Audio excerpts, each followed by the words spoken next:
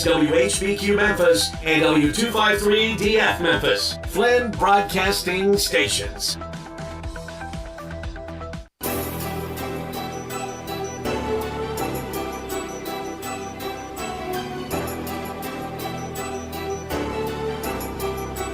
Welcome to Grindtime on Sports 56 and 98.5 FM with Peter Edmiston and Anthony Sane. Here are your hosts, Peter and Anthony. Oh, today's the day. How you feeling? How you feeling? How you feeling out there? How you feeling? Come on, man. Man, this is just good. I want to send a shout out to Anthony Sane. Helping to nutritionalize me. Oh, yeah, 2 days in a row. 2 days in a row, some Wing Guru, little Taco Tuesday wings. Yeah, the Taco Tuesday, spicy taco. It is Taco Tuesday. Yeah, got a little cumin flavor. It's good, man. Oh, yeah. I appreciate we were going down them joints. 2 days in a row we have. So, yeah. Thank you. Shout out to the good people at Wing Guru. Thank you very much. That's delicious. It's very good. Really enjoy those wings. Feel like it's gonna take over. You know what I'm saying? And take us to the next level. Mm-hmm. All right, today's the day. Today is the day. Day of reckoning, perhaps. Day of revival. Day of return. A day of renewal, some might say. All of them. Or is it a day of reckoning? Well, it could be a day of start talking about the day of recapitulation. Right. Day of reflection. All those sorts of things. It could all happen right here today. Very, very, very, very, very, very exciting, though. Because, man, this is a hotly anticipated Game 2 Grizzlies-Warriors tonight. Down at FedEx Forum. Late start. So get your naps in, after the show. Talk to your boss. Say, look, man, I need to, take a little nap today. I'm going to be up late tonight watching these Grizzlies. So I think everyone will understand that. I think people will appreciate that, and that's really what it's all about. Grizzlies taking on the Warriors tonight in Game 2 of this epic series, and I feel like, man, after that first game, Anthony's saying a lot of soul searching, some questions, some concerns, but I get the sense, I don't know, just based on. Don't start all that. I didn't start anything. We lost game by 1 point, man. Don't start all that. Like, we looking hopeless. Don't start all that. Well, you didn't let me finish my sentence. All right. So what I said was, or what I was going to say before I was so rudely interrupted, was I get the sense that there's a lot of confidence. There's a lot of excitement, and there's a lot of good feeling. The vibes, I think, are better around the city. Vibes are better around the social media realms of this game. Grizzly fans I've talked to, and man, they are out. When I am out and about in the neighborhood, or taking the kids to school or what, principal's always like, "Man, what do you think? What do you think about this?" Everybody wants to know. It's that time of year, and I get the sense that it's a lot of good vibes. I think people feel like Game 2, and you're gonna be all right. Yeah, man. Get some of that Taco Tuesday. That spicy taco got on my nose a little bit, man. Yeah. That good season got up in my nose a little bit. Oh, my goodness. Man. Yeah, it's all good. Okay, we just got to double check on you. I get the sense that there's a lot of people that think that this is it's about to be 1-1 after tonight. Yeah, I think they should feel that way. I definitely agree with you. There's a lot of confidence in the fan base. Shout out to, give a special shout out, man. Don't start all this. No, special shout out. I just want to say that. You said it to me, so I just want to say it. Before I get started with my shout outs, I need you to admit here live on the air that Luka Doncic is white James Harden. I need that to come out of your mouth before I say anything else to start the show. Why do I have to admit that? I'm not saying another word till you say it. I already said it. Can we say it one more time? I said it like before he was drafted. No. See, this is what you and certain people are not going to do. You're not going to use James Harden like a buffet where you pick off the good and just throw away the you're not going to just eat the meat and throw away the bone. Luka Doncic is the bad and the good about James Harden. Okay. All right, I need to hear that come out of your mouth. He is white James Harden. Not pieces of James Harden. He's white James Harden. I just saw him score 45 points and lose, and I saw this team look a whole lot better when they were led by Jalen Brunson. But I'll let you go ahead. They're playing a different team. Just FYI. That's not the point I'm trying to make. When James Harden was doing that same thing, he's just a loser. He's just a loser. He just can't. I just don't know how to win. There was 45 empty points last night for James Harden. I heard that all my life. I never said that. Yeah, I never said anything like that. But anyway, James Harden looks empty right now. I'll tell you that. This year's James Harden, Luka Doncic is a lot better. Than this, yeah. This He James better. Harden. Yeah, he ain't this version. That's an insult. Yes. Yeah. I mean, Desmond Bane is better than this James Harden. All right, he looks a mess. He looks done. Special shout out to I don't know any of these people's name, but the Spaces, the Twitter Spaces crew. Gave me some Zach's energy. people. Yeah, Zach's guys. How they became my guys? Zach Boyd, king of the Twitter space. Shout out to young Harriet and them. And what's another dude? What's his name? The black dude. Now he's trying to play like he Because these people there's a lot of black He's dudes. like the main dude, man. Oh, okay. There's a lot of black dudes. So EJ. EJ, my boy EJ. Shout out to them. Young Harriet and them. This another white guy that sounds like Dirty Dutch Mantel or somebody on there. Yosemite Sam. What's his name? I think that's Memphis Wilkins. Oh, that's what that dude is like. I ain't gonna lie. They call him. When people from other fan bases, Touch Mantel. when people from other fan bases jump on our stuff, like man, they probably think Memphis is like hillbilly town USA from them dudes. Anyway, but shout out to the Twitter Spaces people. They gave me a lot of energy this morning. I stuck my head in. They were super amped. I was like, yeah, man, that's what I'm talking about, man. Grizz is 7, man. Might be 6. You keep messing around. They were amped because you stuck your head in? No, but I stuck my head in. No one acknowledged I was in there. Oh, good. That's cool. Like it was dope, Okay. man. They were. I thought it was like, oh my God, Anthony saying. No, I have had that a couple times. Yeah, It's they have. I'm just here to listen, man. I'm not here. Don't acknowledge me, man. I'm just a dude here listening. And Zach got his mic turned up way loud. Right. But I want to be acknowledged. Your mic is turned up to. He's got the. Oh, that might be why Jay Morgan's so loud. Yeah. He might just be Can cut you up. turn down Can you turn down that He mic got a it set little on Jay Morgan right now. bit? Yeah, you got it set on. Jay Morgan needs to have his mic on like minus 1,000. That man does not even need a mic. Mike, Come through on my mic. Just talking to the air. The whole city's gonna hear. He is a walking broadcast. Right. His entire life is a broadcast. Right. Hey man, what? Okay, all right. Hey, Jay. Like I'm listening to Greg and Eli, but I hear Jay Morgan. How? He's at the house. Jesus. Hey man, it's just projecting like constantly, like he's on stage. Like just say, hey Jay, how's it going? Good man. I bet that man's dating life is an adventure. But you're yelling at me. I'm not yelling. Lady. We're just having conversations, I just sweetheart. said you did a good I love job. you. I never yell at you. I said nice to see you being sarcastic. No, I'm just loud. You're making me cry. I can't control the volume of my voice. I'm like this all the time. Will you marry me or not? Let's go someplace a little more private. More quiet. Okay, all We can get to know each other better. But yeah, man, I like the energy in the city right now. There's a lot of optimism. What I'm loving is there's a lot of stay on that side energy in the city. There are a lot of people who are saying, look, man, the Grizzlies have been here 22 years.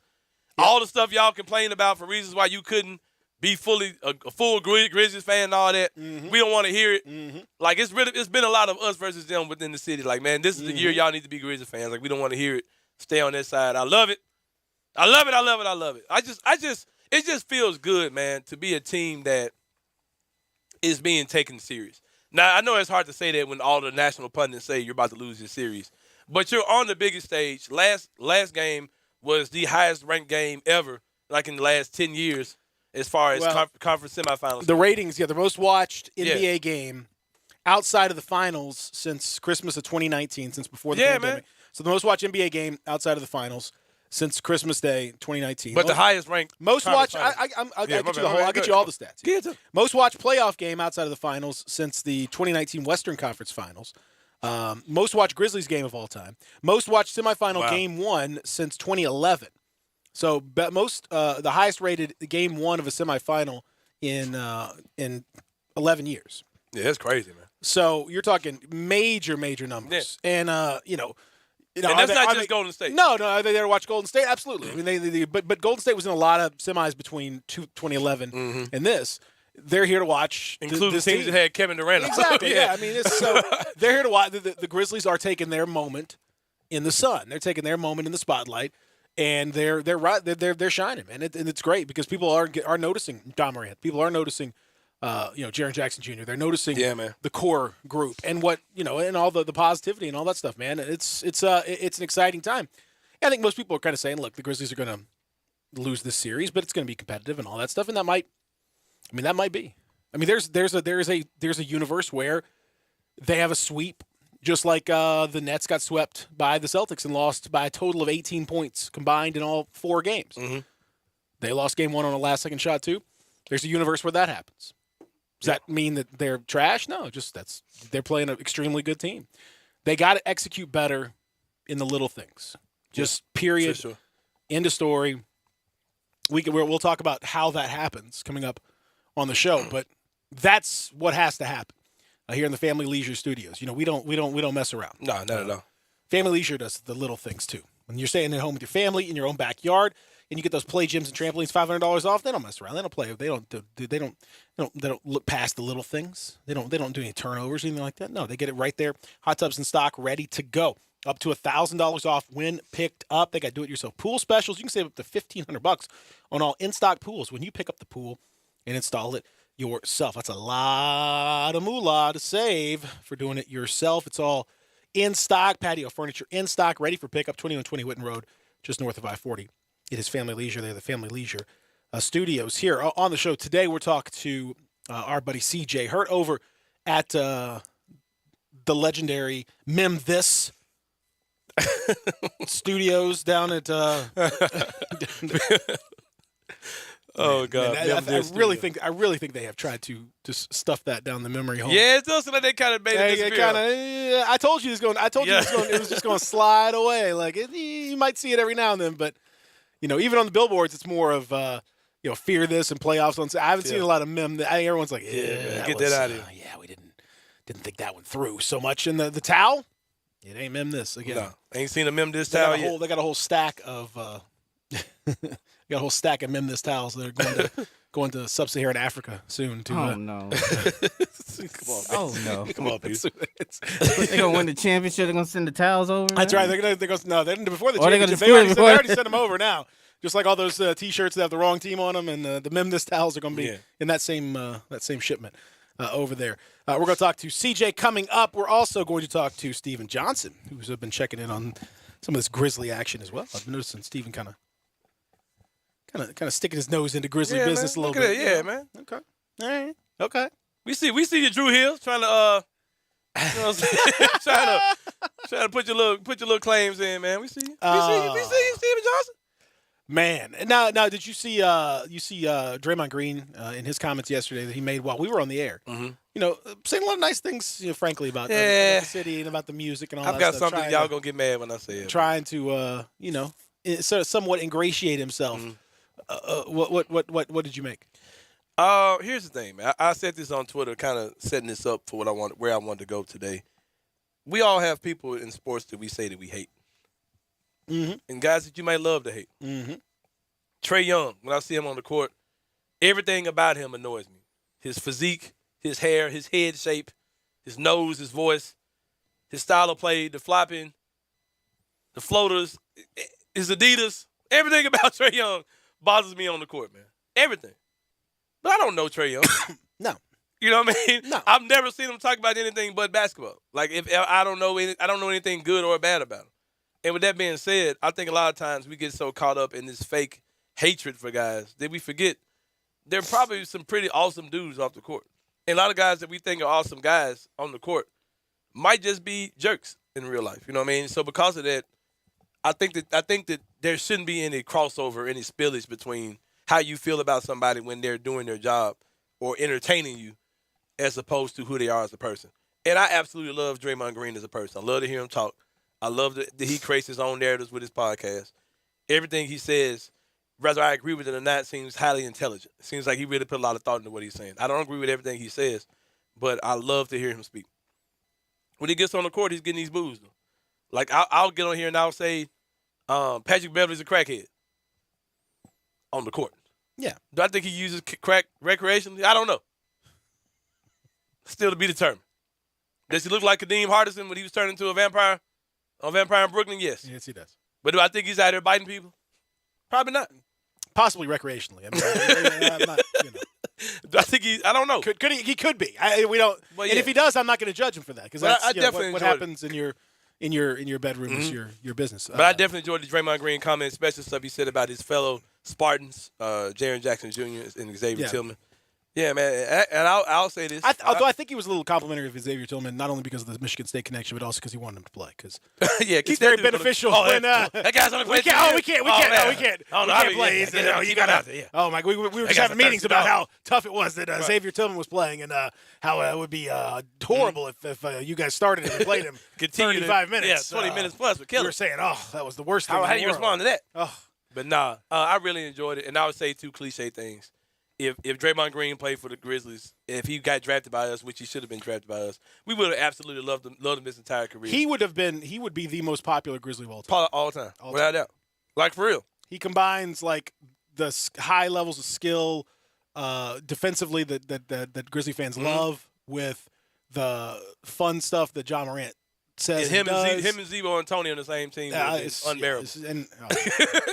Exactly. Like, and I'll say that, which is a cliche thing to say, and I'll also say, if his days at Golden State are over, I would love to have him finish it out here, and especially if Jaren and Tillman are here at the same time. Oh yeah, and it strikes me as something that he'd probably be down for, because I think he appreciates the fans as much as there's that it's the energy. And I think it's the energy. Yeah. That's what he's talking about. He was talking about that, and I think that's exactly right. Like, I mean, he acts like a goofball sometimes, and he gets over the top, and he's a at times dirty player or a borderline dirty player, however you want to phrase it. Yeah. But man, make no mistake, the guy is incredibly talented. And I've heard some people making the argument that it's better for the Grizzlies that he plays. Like, that's just crazy. Y'all are nuts. It was much better for him not to play. His ability defensively is absolutely he's that dude. 0.00001% of the world can do what he does. He is elite. Super duper smart on and off the court. Great. And his leadership has rubbed off on the Warriors, even when he's not out there. His ability to just kind of, will those guys through it is pretty amazing. And they've picked up a lot of his habits. Some bad, but mostly good. And I have a ton of respect for him as a player. I think what you said is, I completely agree with. I think you said it beautifully. Mm-hmm. There is a difference between real hate and sports hate. Sports hate is fun. Yeah. Sports hate is, I'm going to boo you when you're on the court. Yeah. But if I see you out in public, we're going to hang out and say hello. Get an autograph. And all that oh, stuff. my God, it's Draymond Green! Yeah, it's not, and that's why I might boo you, but I'm not going to say, call you this, that, and the other. I'm not going to, cuss out your family. What about calling you a crackhead? It depends how you say it. Like, you're saying it like kind of. He has the appearance of someone who uses crack cocaine. You say, you're a crackhead out there, right? That's not a crackhead. It's like, that's different. You actually smoke crack. Yeah, it's Patrick Beverly. I mean, again, you can call somebody MFer, and it can be, fun. Mm-hmm. I can call you. It's part of the entertainment. I can call you MFer, and it's like a phrase of endearment, like, right. Hey man, hey, you might that MF. that MF, like he's really good. That MF did it to us again, or that you could say that MF, and then it's a whole different. It's all about the tone, and so I mean, like I don't, just like when we play against what's his name, Julius Randle, mm-hmm. for instance. Mm-hmm. I might say, since he plays for the New York Knicks, I might say, you be a Knickerbocker. Oh, man, I was hoping. Get dope out your veins and hope in your brain. You got to. You really got to. Yeah. You got to hit that K. You got to hit that K. You got to hit that K. And I double-checked the what's the name yesterday, too, man. Yeah. And I was correct. It was not a slippage. Hit the K was hard. The K was not hard. No, the K was not hard. It was there. It was hard enough. No. It was hard enough to get the job done. It was you would have need to maybe go. Oh, and I've got extra ammo on my Jaren Jackson Sr. take, too, man. Uh-oh. Because I've heard that in an interview that was by Grind City Media. I'll see if CJ knows what I'm talking about. They said that Mem This Media? Mem This Media. MTM. They said that he had a long talk with Jaren. And it was like, son, let's go back to the way it used to be and remember why you're doing this and just talk to him about life. And it took Jaren to the next level, man. Come on, man. Y'all gonna stop playing with me. Go back. Anyway. The way things used to be. That's okay. I'm sitting courtside with tea. I never miss a game. I'll always drink again. Because I am next to tea. Oh, man. Come on. Well, we didn't get in the studio there. Hey, get Joe. My guy Joe over there engineering, man. We got to drop a track. Yeah. That's right. I'm sitting courtside with T. Shout out to Jerry Jackson. Jerry Jackson Sr. Featuring Trip. My daddy was not around. Daddy, out of the game. Get in My some daddy kind of way. My daddy was not around. Get in some kind of way. My daddy has gone away. Where did my jump shot play? I got 5 fouls, but you the worst one. You all kind of foul.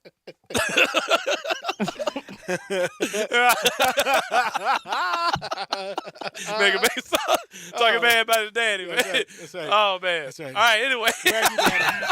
I love you, mama. This talking to his daddy. Diss track of Jerry Jackson Sr. My daddy, yeah, he was lame. Never came to my games. I got 5 fouls. You the worst one. All kind of foul. You deserve one. Too busy with them young Knicks. Never. Bitch out there, them look. Them little boop. Look at me. You out there with them little boop. I'm out here making 8 figures. 20 mil. Yo, I'm still stuck. I'm stuck on what you just said. We just dropped bars, man. I can't go back and listen to the podcast. Right You said I got 5 fouls and you the worst one. Yeah, that was hard. What? Yep. That's the one right there. That's the one right there. Oh, man. Oh, man. Come on now. Hey, that was heat right there, man. Y'all, hey, don't steal my song, man. Don't be trying to go out there and take me and Talk people's to song. Trip. See if he steals the song. Bruh. Man. I got 5 fouls and out you there the with worst them little one. boop. I'm out here making 8 figures. I was kind of. Hey, that was bars, man. I was leading you on that one. I was like, I can't say that one, but that was bars, man. You caught my drift on that one. Yeah, that was bars. Hey, game 2, man. Game 2 gonna be live, man. I got people. You know when people kind of think that like we have some kind of secret access to tickets that they don't. I get a lot of people hitting me up about that. So that kind of makes me gauge the energy. Like a lot of people want to be in the building tonight. Yeah, it's gonna be. That's right. It's gonna happen. It's going to happen for sure. All right, so when we go back, we're going to talk to CJ, see if he's got some more bars to add to our new hit about Jerry Jackson Sr. Man, you got that sweat working. Oh, yeah, man. Those spicy taco wings got me be that spicy and the dropping bars. He's out here. He's working. Working too hard for this. Oh, man. All right, we're going to talk about that when we come back. Also, we got Steven Johnson coming up. We're going to talk Game 2. We're going to talk adjustments, all that stuff as we continue here. Real Sports Talk, Sports 56, 98.5. Let former Memphis Tiger Gabe Kuhn and Brett Norsworthy take you home every afternoon with Sports Time on Sports 56. Weekdays from 3 to 6 here on Sports 56 and 98.5 FM. Getaway Sports Bar, the best kept secret in town, open noon to 1:30 a.m. 7 days a week. Garvin, the owner, created this SEC NFL Dream Bar over 20 years ago. You'll never miss a minute of action. 10 TVs, 5 70-inch TVs for all the big games. Rack them up on 6 pool tables. Coldest beer in town, grab you a pool stick and get you some good bar grub. 100% Angus burgers, big and moist chicken tenders. Daily happy hour Monday through Friday, 2 to 6 p.m. with long neck domestics, $2.25. Getaway Sports Bar, 4632 Winchester. I'm Gary York. I'm the service director at Lexus of Memphis. Our service department wants to be more than just a place where you get your oil changed. We do glass repair, windshield replacement, recalibration of your camera and sonar systems, even wheel repair, tire replacement, all the things you would expect from a luxury automotive dealer. Please check out our website. You can schedule your appointment, check out our specials, hours of operation, or if you'd like to do it in person, please reach out to one of our associates at 901-271-5199. Barden Stone has been serving the Mid-South area for over 3 generations. What sets them apart and makes them a unique landscape stone center? They have one of the largest selections with a wide variety of colors and sizes. all the way from cobblestones to garden rock and pebbles from ground cover, plus fieldstone and flagstone, stepping stones and stacking stones, even landscape boulders. In addition to a wide variety of stones and rocks, Barden Stone staff is very knowledgeable. Whether you're a homeowner, contractor, or design professional, Barden Stone can answer any question pertaining to the use of stones from A to Z. Barden Stone, they know stone inside and out. Barden Stone, 1 mile south of Park at 1557 Cherry Road. Barden Stone, open for you Monday through Friday, 8 a.m. to 5 p.m. and Saturday, 8 a.m. to 12 noon. Call 901-683-8264 and visit Barden Stone. Get in zone, AutoZone. Welcome to AutoZone. What are you working on today? Of course, we have everything you need for that big brake job. Right now, you can save 15% when you buy any Duralast brake pads and any 2 Duralast rotors. It's a great way to save while you take on the full job. Oh, and here's a tip for you. Go for a nice, easy drive after you finish the job. It'll help you break in your new brakes. For more tips, visit AutoZone.com/DIY. Restrictions apply. Get in zone, AutoZone. Do you know one of the best things you can do for your employees or family's health? Provide Arctic Clear bottled water. Arctic Clear bottled water is your locally owned and operated bottled water provider. Arctic Clear is 100% natural spring water with free delivery and setup, dependable service, and no long-term contracts. What an easy choice. Call Jeff Manus today, 901-382-2363, or visit arctic-clear.com. Arctic Clear bottled water. Call now, 382-2363. That's 382-2363. Now, back to Grind Time on Sports 56 and 98.5 FM. Here once again, are Peter Edmiston and Anthony Sane. Only to realize it never really was. He had a place in his life. Come on up. He never even think twice. Come on now. As he rises through an apology, anybody else would surely know. Come on. One more time. He's watching Jared Goff, Jared's game. What a move, believe. For the Knicks, where is David standing? He's going away. He's little Knicks, little Knicks, Jared.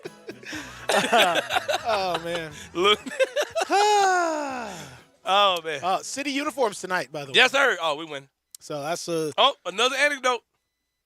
We are undefeated on Taekwondo Tuesday or Thursday so far in the playoffs. Yeah. I will be at Taekwondo with Gabe tonight, so I'm counting on the Grizzlies. I told you Grizzlies are undefeated in the week and have not won on the weekend. The more interrupted I feel while the game is going on, the better I chance of winning. So that's just where it is right there. Because on Taekwondo Tuesday and Thursday, I start the game at the house, listen to it in the car, watch the app to see the play-by-play while I'm in Taekwondo or on Jason Smith's phone while he's watching it. Or I did listen to it back on the radio, going home and watching a little bit on TV. We are undefeated in those games. I'll take it. There you go. There you go. All right. Let's bring on our good friend, former co-host, Zach. It's like good, just old times again, right? Old times. I can Old leave times. you. Y'all need me to. That's exactly. Nah, man. No, you're part of the family. Come on. I can go in the hallway. But he is our good friend, the one and only C.J. Hurt, ladies and gentlemen. CJ! Yeah, man, I'm out of paprika. Y'all could not have called me at a worse time. What? What do Y'all you mean? could not have. Why? I'm making chili and I'm all out of paprika. Man, you need some cumin? Damn it. I just had some cumin over here now. I got cumin now. You know, I keep cumin on deck. I hopped out the car with the cumin now. Yeah. Cumin is. We got buckets of cumin. I keep cumin now. I mean, cumin is that season. Yeah. Like the big seasoning, we all know is salt. The other one is pepper. But you know, then you get into some of the other seasonings that are great. Never mind, I found some paprika. I had to go to the cabinet to get it. Oh, you're but good. you know, this What kind of paprika you got? powder. You got Spanish, you got Hungarian, you got Mexican. What you got? Excuse me? Yeah, there's different kinds of paprika, my man. Smoked? Oh, my Is it stuff. smoked or not? My stuff say Kroger paprika. Oh, that's good old American paprika. Okay. I didn't know we was out here in the streets with Paprika. I didn't know how diverse a season in Paprika was. No, Paprika's out here international. Paprika's been around. I didn't know that. Paprika's been around. It's spent a lot of time in Europe. And Mexico too, as a matter of fact, for that matter. A little different vibe. That's all right. CJ. I'm gonna get you. Don't worry about that. I got you covered. All right. Hey, if anybody gonna get me, I know you got me. I got you. You know I got you. I know that on the Paprika situation. Let's ask you this: the big question surrounding Game 2 for the Grizzlies tonight against the Warriors is Jaren Jackson's dad going to be there, and why hasn't he been there as much? And, are you worried about that? We're putting you in charge. I'm just saying. I will get. Hey, y'all bring up dads. It's a great time for me to tell y'all. Mm-hmm. I will, on Tuesdays after the show, to try and get my heart rate up, get some cardio in, I do a light walk with a buddy of mine. And so we out here in these Memphis streets walking around over by the Bass Pro Pyramid. And who do I see? Whose daddy do I see? Uh-oh. I see Steph Curry's daddy just walking around these streets. I was getting encouraged, man. I think we're going to go see Papa Jackson. No, I have no clue why Mr. Jaren Jr. Senior, is nowhere to be seen, nowhere to be found. I don't know, man. We should probably ask T about that.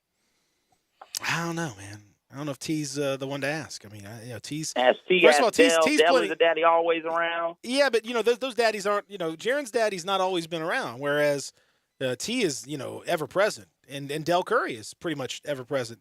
Even though LeVar's Steph's always around. Yeah, LeVar. I mean, for sure. But the thing with Del is like, Steph is like T, Ja and Jaren are 22. They're still pretty young. Yeah. Steph Curry is, mid-30s, got a full family, has done this a million times, has won multiple MVPs, multiple championships. I mean, like, I don't know. I mean, he's still doing it. I mean, that's a credit to that family, but I mean, he doesn't need it. He doesn't need it like Ja and Jaren do, I'm sure Jaren Senior is around somewhere. We just don't see him. I mean, say Xavier Tillman, is that why he's playing? Because he's sort of like Jaren's daddy in that respect, like he's mature. And the team had to go draft his dad. He is senior. Poor Jaren. Xavier Tillman Senior. Exactly, he's a senior. Poor Jaren Jackson Jr. had to go draft a parent for Jaren to be at games. Get a man some support. Man, get him on the court. Yeah, let him play. That's how right. depressing, man. You had to go draft a parent. That's right. I draft a parent right there. Just like, Forget LeBron and Bronny. We talking about Jaren and Xavier. That's right. The first ever father-son duo on the same. That's why they're starting together. It's the first ever father-son duo to start. It's amazing. Tremendous.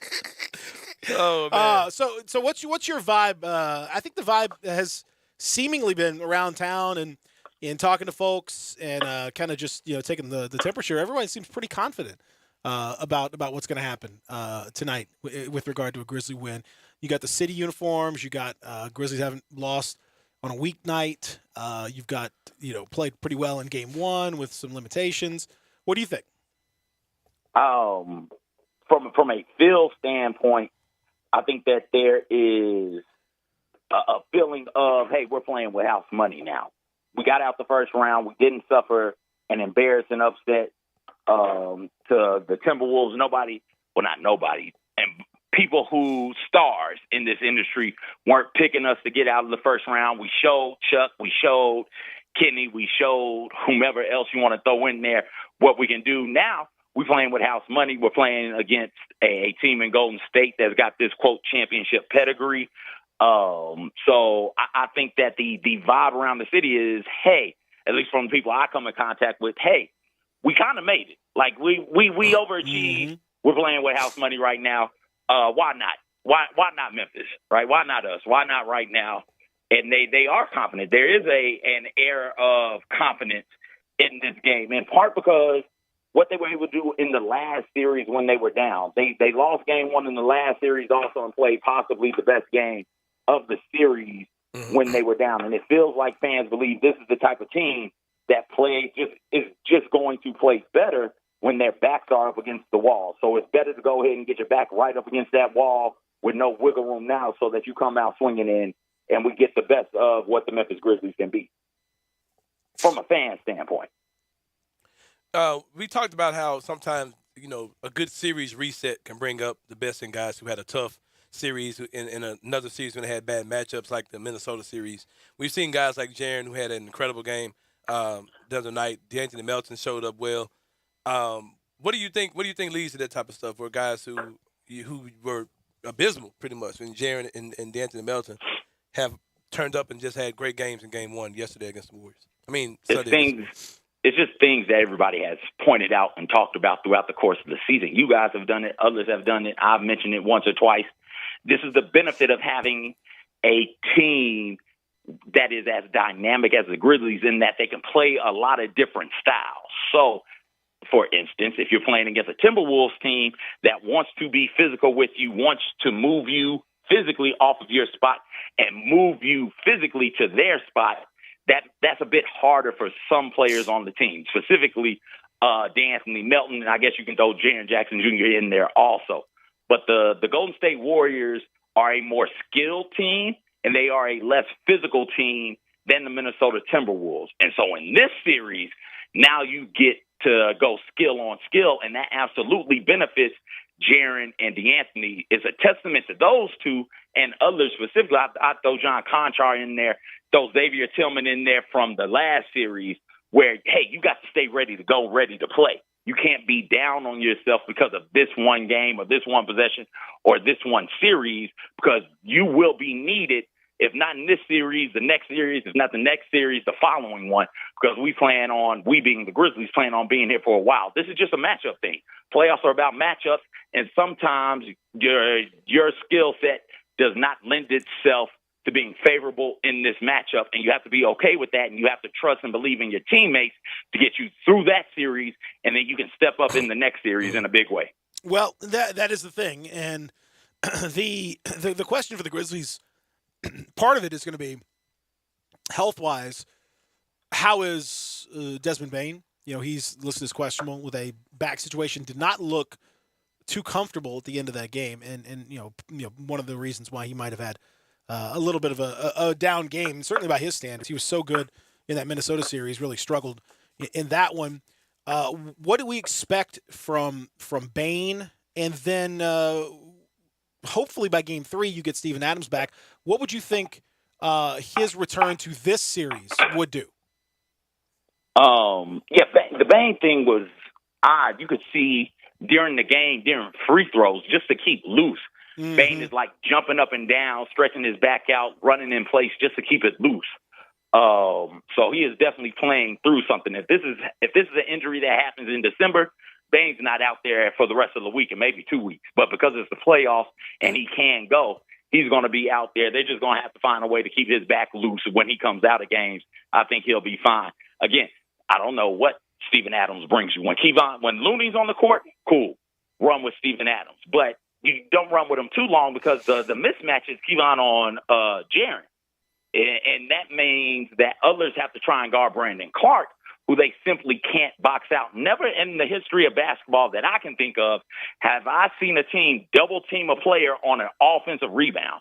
But that's the adjustment the Warriors made was, hey, two people find Brandon Clark and box him out and we'll be fine. So that in this series, I'm not sure what Steven Adams brings you, if it's worth playing him at the 5 over Jaren and Brandon coming in at the 4, right? But in the next series, looking ahead some, they still got to, which is dangerous, you got to take care of business in front of you. And Golden State is a very, very good basketball team. But in that next series against the Suns, I think that's where we'll see maximum Steven Adams impact. When you look at the last game, there was a lot that we left kind of on the table. You had a pretty pedestrian Steph Curry game, a pretty average Klay Thompson game. Jaren had a monster game. Ja hit 4 threes, I believe. I think Jaren hit 6 of them. We had made more threes than Golden State made. Does it feel like we kind of blew an opportunity, or can you also look at things on the Grizzlies side that weren't typical in a bad way that we probably can adjust for this game? Yeah, I think when you look at when you look at it all the way, it all kind of cancels itself out, and it just becomes a basketball game. Mm-hmm. So whereas you would say, hey, Steph didn't shoot the ball well, I might counter with, well, neither did Desmond. Right. You know what I'm saying? Yeah, you got a big game, got an uncharacteristically big game from Jaren. My counter would be, are y'all banking on Jordan Poole to go out there and drop 30 and damn near go for a 30-10-10 type of night. So it's just basketball when it's all said and done. Don't make too much out of game one. The Grizzlies did blow a chance at home to go up a game. They had the opportunity. And it really, I know we're going to focus, and we have been focusing a lot on the last minute or so of the game and the last couple of possessions and plays. But, man, it's a 12, 20, 48-minute game, Peter Edmondson. I can do math. You nailed it. And thank you. And it's just little stuff that the Grizzlies let slip away. It's, hey, get a shot with 4 seconds left in the third quarter, get a big-time shot, take over the momentum of the game. Nope, wait a second. There's Jordan Poole going straight down the court for a wide-open, uncontested layup. It's stuff like that. It's, they're playing really good defense. Nope, there goes the offensive rebound because everybody's running down the court and nobody's staying back to secure the ball. Oh, man, they're playing great defense. They got Steph and the Warriors scrambling out there at the top of the key. Great. Nope, somebody fell asleep and there's a backdoor cut. Somebody wide open for a layup. Like, those are the things that cost the Grizzlies a game. Those type little things and attention to detail. And I think Taylor Jenkins has brought that up a couple of times in media availability where, hey, there's got to be more of an attention to detail. You can't get so lost in the ball movement of the Warriors that you stop moving, because they're not stopping moving. They are constantly moving. And so if you fall asleep, you're giving up a bucket. Is it a 3? Is it a 2? It all depends on which Warrior you fall asleep on. Fall asleep on Wiggins, it's a 2. Fall asleep on Steph or Clay or Jordan Poole, it's probably a 3, and you don't want that. Well, see, CJ, I made the argument that this is about the little things. I mean, you are getting, with this Warriors team, you are getting a graduate level, PhD level education in playing in the playoffs and how to win and how to do the things that create winning basketball. It certainly helps that they have, MVP level players and Hall of Famers on their team, but they also execute with guys like Jordan Poole at a super high level, or your guys like Gary Payton, Gary Payton the second, the Mitten, which seems frankly a little diminutive for him. But he's gone with it. So the mitt, I would go with the mitt. Just not the mitt's in. But anyway, so that being said, the little things. When I think about that, I think about the Grizzlies' backcourt. And I think about John Morant, and I think about Dylan Brooks, 2 mainstays, huge reasons the Grizzlies will win or huge reasons they'll lose. And I think about it on the opposite ends of the court. Ja on defense. Ja on defense over the weekend, frankly, was pretty awful. Just there's no getting around it. Like, he was, phenomenal offensively, but frequently just got completely lost trying to deal with all the movement of the Warriors. Really, really troubling. Dylan was the exact opposite. Was excellent defensively. Really good locking down Steph. Really good using his physicality, but pretty bad offensively. Took some really goofy, bleeped up shots. Can they fix the little things on those opposite sides of the ball to get this thing going? Absolutely they can. And goofy is the kindest way I've heard anybody describe some of the shots that Dylan Brooks took in that first game, and in general that he takes. Dylan is going to give you one of these head-scratching, split 2 people, out of control, loop-de-loo layups that just falls off the backboard, doesn't hit anything but the backboard. He's going to give you one of those at least a game. On the defensive end with Ja first, just you can't breathe. You can't exhale with the Warriors. So when your man gives up the ball, you ain't go, whew, good, I can take a quick breath and relax a little bit. No, because, boom, they're moving. And either they're moving to the rim or they're faking to the rim to come back to the three-point line to catch you slipping. You can't get caught doing that. You can't get caught ball watching. You've got to always be on. There is no breath. There is no relaxing on the defensive side of the ball. If you do that, I think he'll be fine. And I think that I think that they will rein in Dylan's shot selection a touch here. Not much, because you want Dylan being recklessly confident. You just don't want him being recklessly confident at the expense of everybody else. In that first game, he was confident against, and that ended up hurting everybody else. The game against the Timberwolves, it was great seeing Dylan that confident. Yes, Dylan, shoot that, keep going. But you got to realize when it's your night and when it's not your night if you're Dylan Brooks. Otherwise, you're taking these shots at the expense of somebody else getting better shots.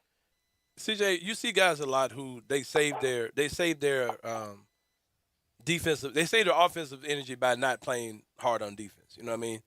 Could it be beneficiary we know it would be beneficiary if Dillon just said, look, I'm just going to focus on D. I'll take some wide open threes if I get them. I'll kind of just, but I'm just going to focus on giving, Steph Curry the blues, which he did in spite of the bad shooting night he had. Steph Curry had a bad shooting night as well. I think it was 0 of 7 when he was defended by Dillon from 3.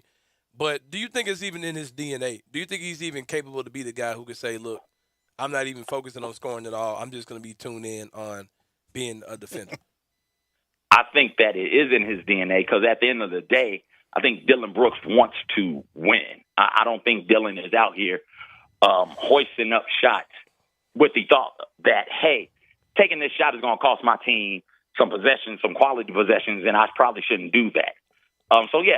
If somebody stepped to Dillon, if Taylor Jenkins or one of the coaches stepped to Dillon and said, hey, this is what we need you to do in this series, then, I think Dillon would do it and be great at it, excel at it, and do it not begrudgingly. I'm not going to say he'd be happy to do it, but he's going to do it because he believes that's going to help them win. But I'm not sure that you want Dillon doing that. You know what I'm saying? Desmond Bane was having an off night also. So if Jaren is playing well and Ja is playing well, you need somebody else to take some of those shots. I think Dillon needs to take better shots. But I'm not sure who else on the Grizzlies you would want to take those shots if Desmond Bane is having an off night. I mean, I think the problem with Dillon is that I think they have to have some of his offense because I think he can shoot the ball. He can make those shots. It's just I think he thinks that I think he thinks that the best decision is often Dillon Brooks off the dribble.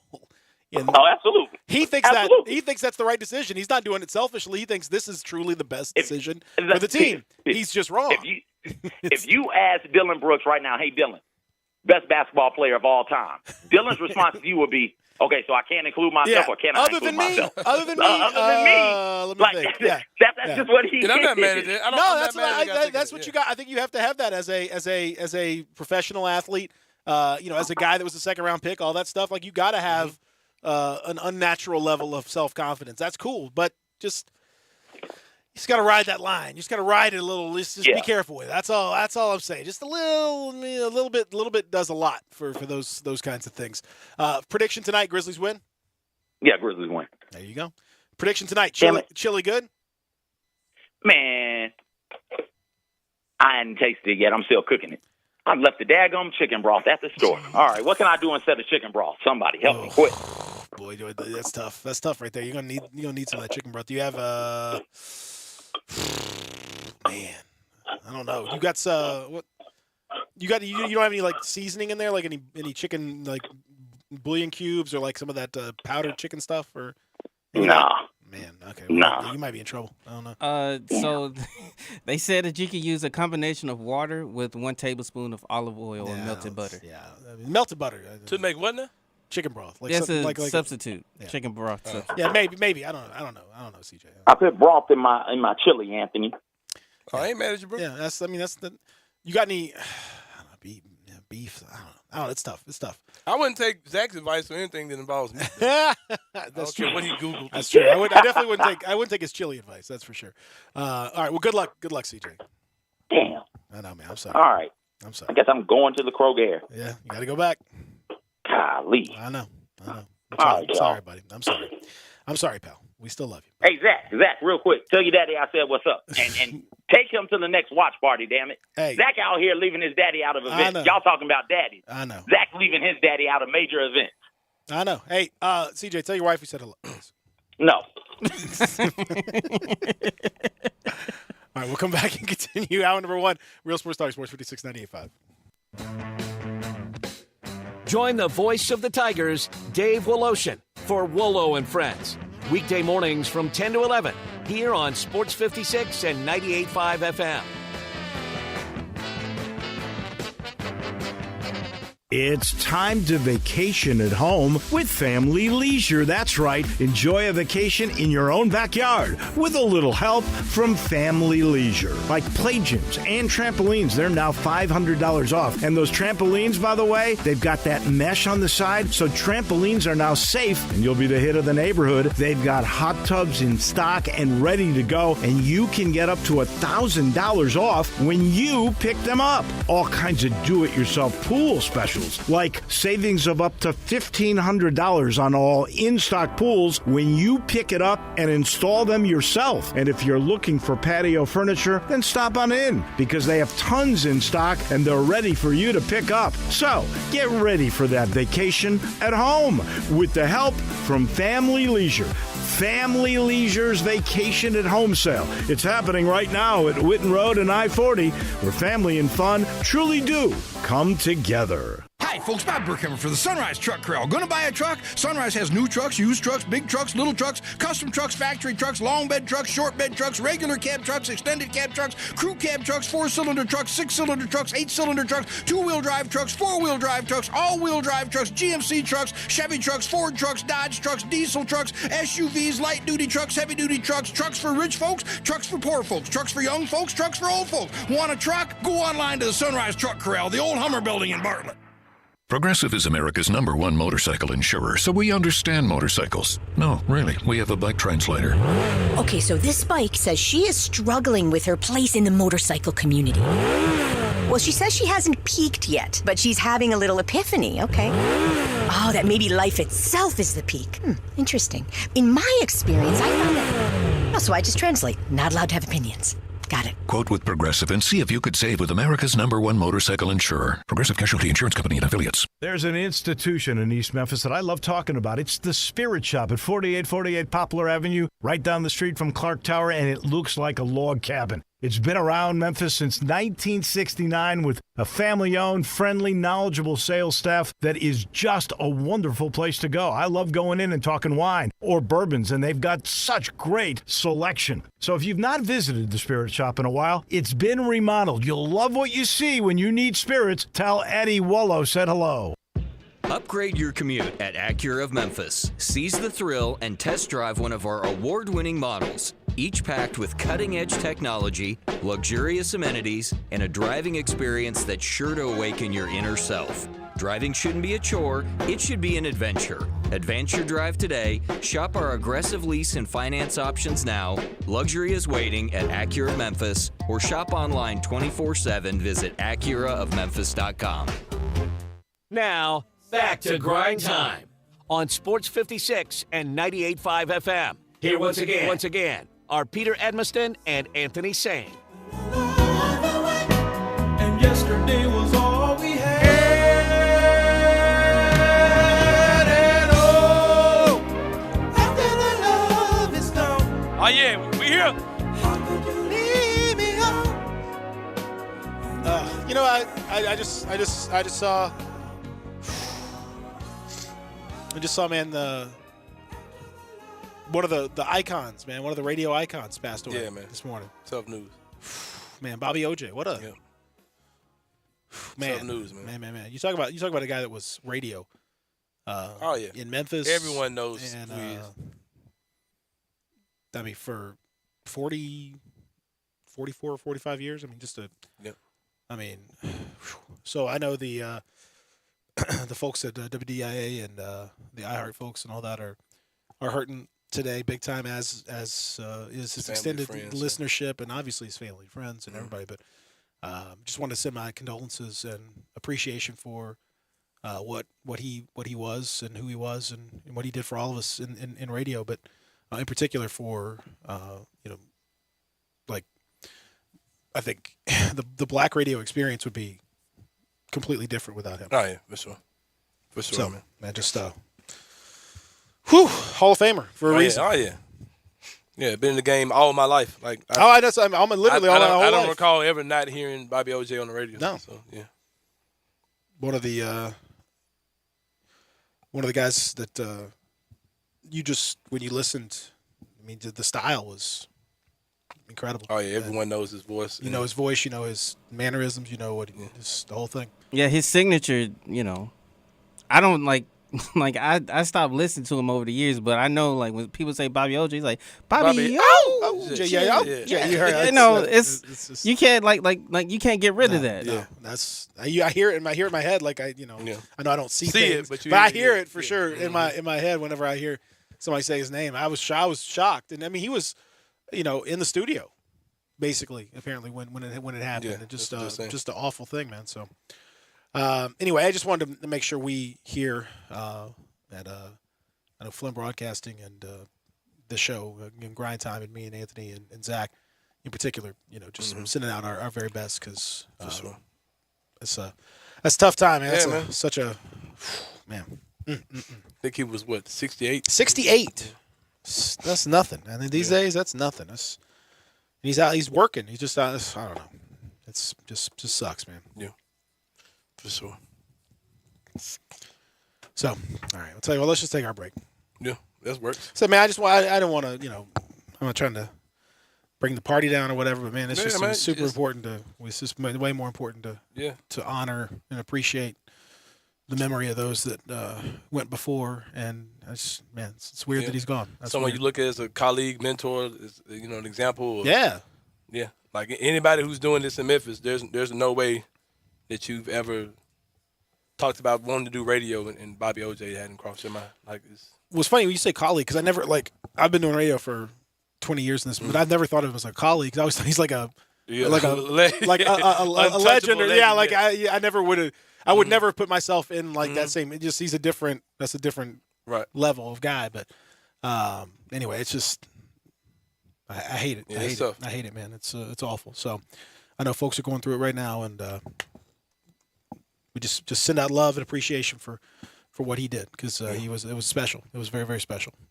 Yeah, deserves all our adoration and praise and all that stuff. So help them as they're going through it. Whatever we can do for you, you just let us know. We will.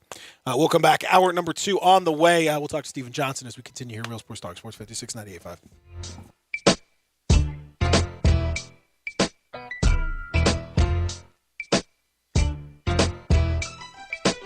Add a little excitement to your sports watching experience by betting on all the action on FanDuel Sportsbook. There's a reason why FanDuel is America's #1 sportsbook.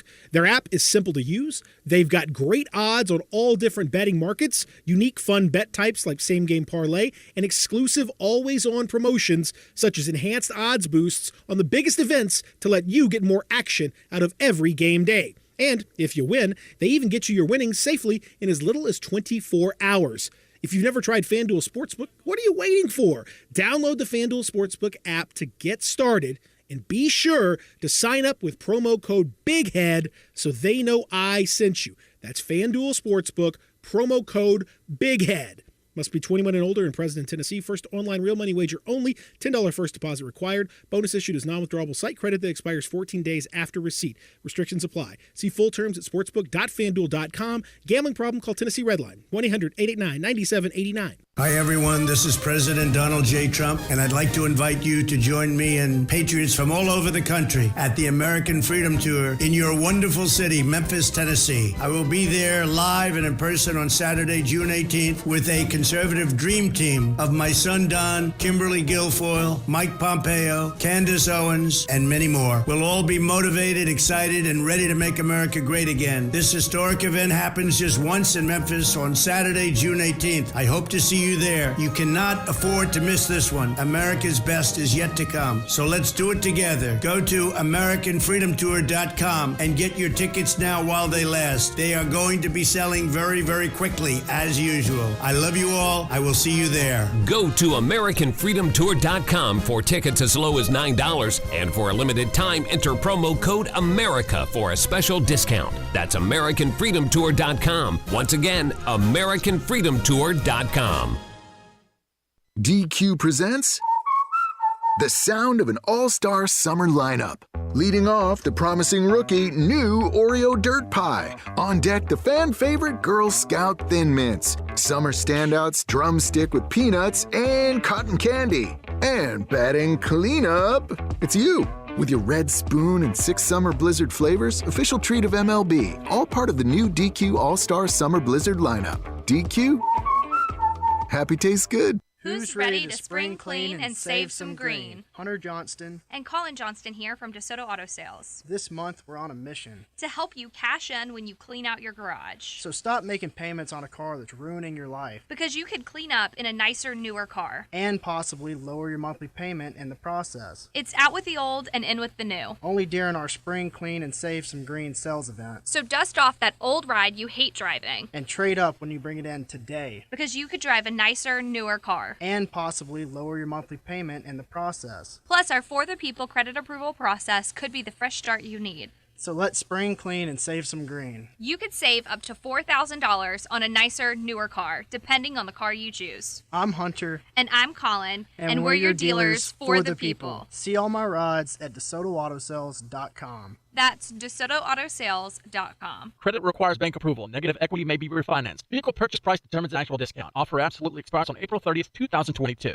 I know the sweetest thing in Memphis, and I know it's been around for 120 years. You know, I'm talking about Dinstall's, and it's time to stock up heavy on Cashew Crunch, Heavenly Crunch, Turtlettes, all of your favorite Dinstall's treats to watch the playoff games and to watch all the basketball. It's so easy to get. The sweetest thing in Memphis, all you have to do is head to Laurelwood or head to Germantown and Poplar right across from the hospital, or go where they make the candies. That's on Pleasant View. There's nothing that says Memphis better than Cashew Crunch with that little tinge of coconut, or the Turtlettes. Let's face it, there's nothing better than Dinstall's chocolate. That's the mainstay of all candies, isn't it? Milk chocolate, although their dark chocolate is pretty darn good. And if you get the peppermint with the dark chocolate and put it in the freezer, you're going to love it. So many ways to love Dinstall's. 115 years of making Memphis oh so sweet. We are Sports 56, WHBQ Memphis, and W253DF Memphis. Flynn Broadcasting Stations. Oh, yeah. Now, back to Grind Time on Sports 56 and 98.5 FM. Here once again, are Peter Edmiston and Anthony Sane. Start my guiding like my love fantasy. There's not a minute, hour, day, or night that I don't love you. You're at the top of my list, cause I'm always thinking of you. I still remember in the days when I was scared to touch you. How I spend my day dreaming. Oh, yeah. It's been a minute since I've done Soft Rock Tuesday. I know. But I knew it had to be your man. Oh, we know the playlist. I had to squeeze Luther. There's never too much Luther for you. Never too much, never too much. Come on. 1,000 kisses. Come on, it's never too much. We know that. Never too much. Never too much breaking this down. We know that. Oh, man. Hour number 2, Anthony Sane, how you feeling? Man, I'm good, bro. I'm good. We going to tie the series up today. This tonight, I mean. I'm feeling good. Okay. You feeling good? My boy Zach Boyd in the building. Yep, that's right. We're here in the Family Leisure Studios. Hour number 2 is here, and we begin with our good friend Steven Johnson, who joins us now from the Daily Memphian. He covers the University of Memphis men's basketball team, among other things. Steven, if I'm not, I don't know, man. I'm not getting in your business, but it seems like you're just kind of dipping your toe into the Grizzlies' waters a little bit. You coming after Drew Hill's gig? Trust me, Drew ain't going nowhere with you. I mean, I know you're getting bored, and now the postseason's over. What are you going to do, and all that stuff? But I mean, I like it. I'm ready. I'm ready for it, Steven. I'm not no knock on Drew, but I fully support you adding to the mix here too. Hey, yeah, man. I'm all in on the Grizzlies, man. Like I said, they've been here for a while now. And look, I like the grit and grind. I respected it, but I think there's just something different about the team, the collection of players. So for me, I guess this is the moment where I've really been embracing the Grizzlies. So I'm all in. I think they're going to win tonight, if I'm being honest. Well, I want you to be honest. Are you not? You're normally pretty honest, I think. So, and I know a lot of people. I just hear so many cliches, and I understand why people say it. The experience, all that stuff matters, but I think this is a good matchup for the Grizzlies. I think it's a good matchup for Jaren. I think hopefully Bane, I know there was something about maybe his back or something like that. Hopefully Bane will kind of return to form. But I think, I think the Grizzlies got a good shot as any. Well, it's fun to see that. Steve, what has to happen? Since you've been watching these games, you're a basketball guy. What has to happen? How do the Grizzlies do it? Well, I was just really surprised by how many offensive rebounds they gave up. It seemed like, I mean, it really when you really think about it, I mean, there were a lot of small plays. I think if they get a rebound at the end of the game, you know, whether it's the Curry miss or just the free throws, or you have a little bit more time on the final shot, it just seems like if they can clean up the second chance point, then, like I said, I really like their chances. You know, Steph and Clay and Poole, they're guys, they're going to have their moments where they're going to get theirs, but as Grizzlies, you can't give them.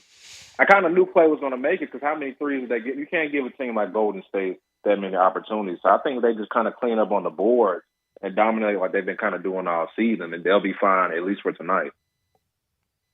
Looking at a post from what seems to be a independent journalist by the name of Corey Woods out of Michigan, had a post saying he spoke to a source this morning with close knowledge of Imani Bates' exit from Memphis. They stated that Bates, along with guard Tyler Harris, formerly of Memphis as well, were told by Memphis coach Penny Hardaway that they can pack their stuff and go based on their behaviors and actions while with the program. Regarding Bates specifically, he apparently badmouthed Hardaway to Memphis recruits behind his back, which appeared to be the final straw for Hardaway. What do you think about the comments you heard from Corey Woods out of Michigan? Looks like an independent journalist. Well, the aspect about badmouthing to recruits is I knew there could always be a possibility just because there's so many eyes on it. Imani's close with a lot of different prospects currently in school and high school, so I'm not necessarily surprised it even went down like that. But, I mean, I think that just kind of confirms what we kind of talked about earlier. And even Landers in a separate tweet kind of confirmed that, hey, the program didn't want me anymore. I know for a fact that there was some friction between Landers and Imani like early in the season when Imani took like the final shot or had that final sequence against Georgia. So I'm not surprised that it came out and just kind of jives with what we've been talking about, that Penny was, I guess, quote unquote, cleaning house, and Tyler and Imani were casualties of that. Where does Imani go now? There's a lot of question, about. I think his list was down to 6 or something like that. But of those, a lot of people were wondering whether he was actually being recruited. Like Michigan's on that list, and I don't even know if they have a scholarship for him. There's some discussion about whether he's actually even being being recruited by them. Like Eastern Michigan is it going to end up being Eastern Michigan when all is said and done? Arkansas. I mean, I don't know. It looks like his options are not nearly as plentiful as you might have expected for a guy of his reputation. Well, like I said, I mean, at the point he's at, there's a lot of people. Your rosters are filling up. A lot of the top transfers are off the market. I think it's going to be Louisville or Eastern Michigan. I saw some of the reporting you did that it doesn't really seem like Michigan is after him that hard. But I think with Eastern Michigan, let's just be real. He comes in there. He's probably the biggest basketball player they ever had. That's his hometown. So he'll just have the ultimate green light to kind of probably play like he was in high school and AAU, where everything was centered around him, and it's he like can Bates get as many fundamentals. buckets. Bates fundamentals part 2, basically, is what that is. Yeah, or Louisville, and you think I know they got a new coach, Kenny Payne, down there. For him, they probably just need bodies, So I could see them maybe taking a chance, and then if you're Kenny Payne, another brother down there, if you kind of turn Imani around and help him get back to kind of the position he thought he was in, that's only going to help you build momentum for your program. So I think it's going to be either Louisville or Eastern Michigan. For some reason, I think it's going to be Eastern Michigan. Man. I do too. And the last NBA guy that I can think of from Eastern Michigan. Do you know Anthony Sank? You think NBA guy from Eastern Michigan? No, who are you talking about? There's one. I would say he's a little star. Eastern Michigan. So he's a little celebrity in many respects. Is he in the league now? Oh, I'm thinking. No, he's not. But he was not too long ago.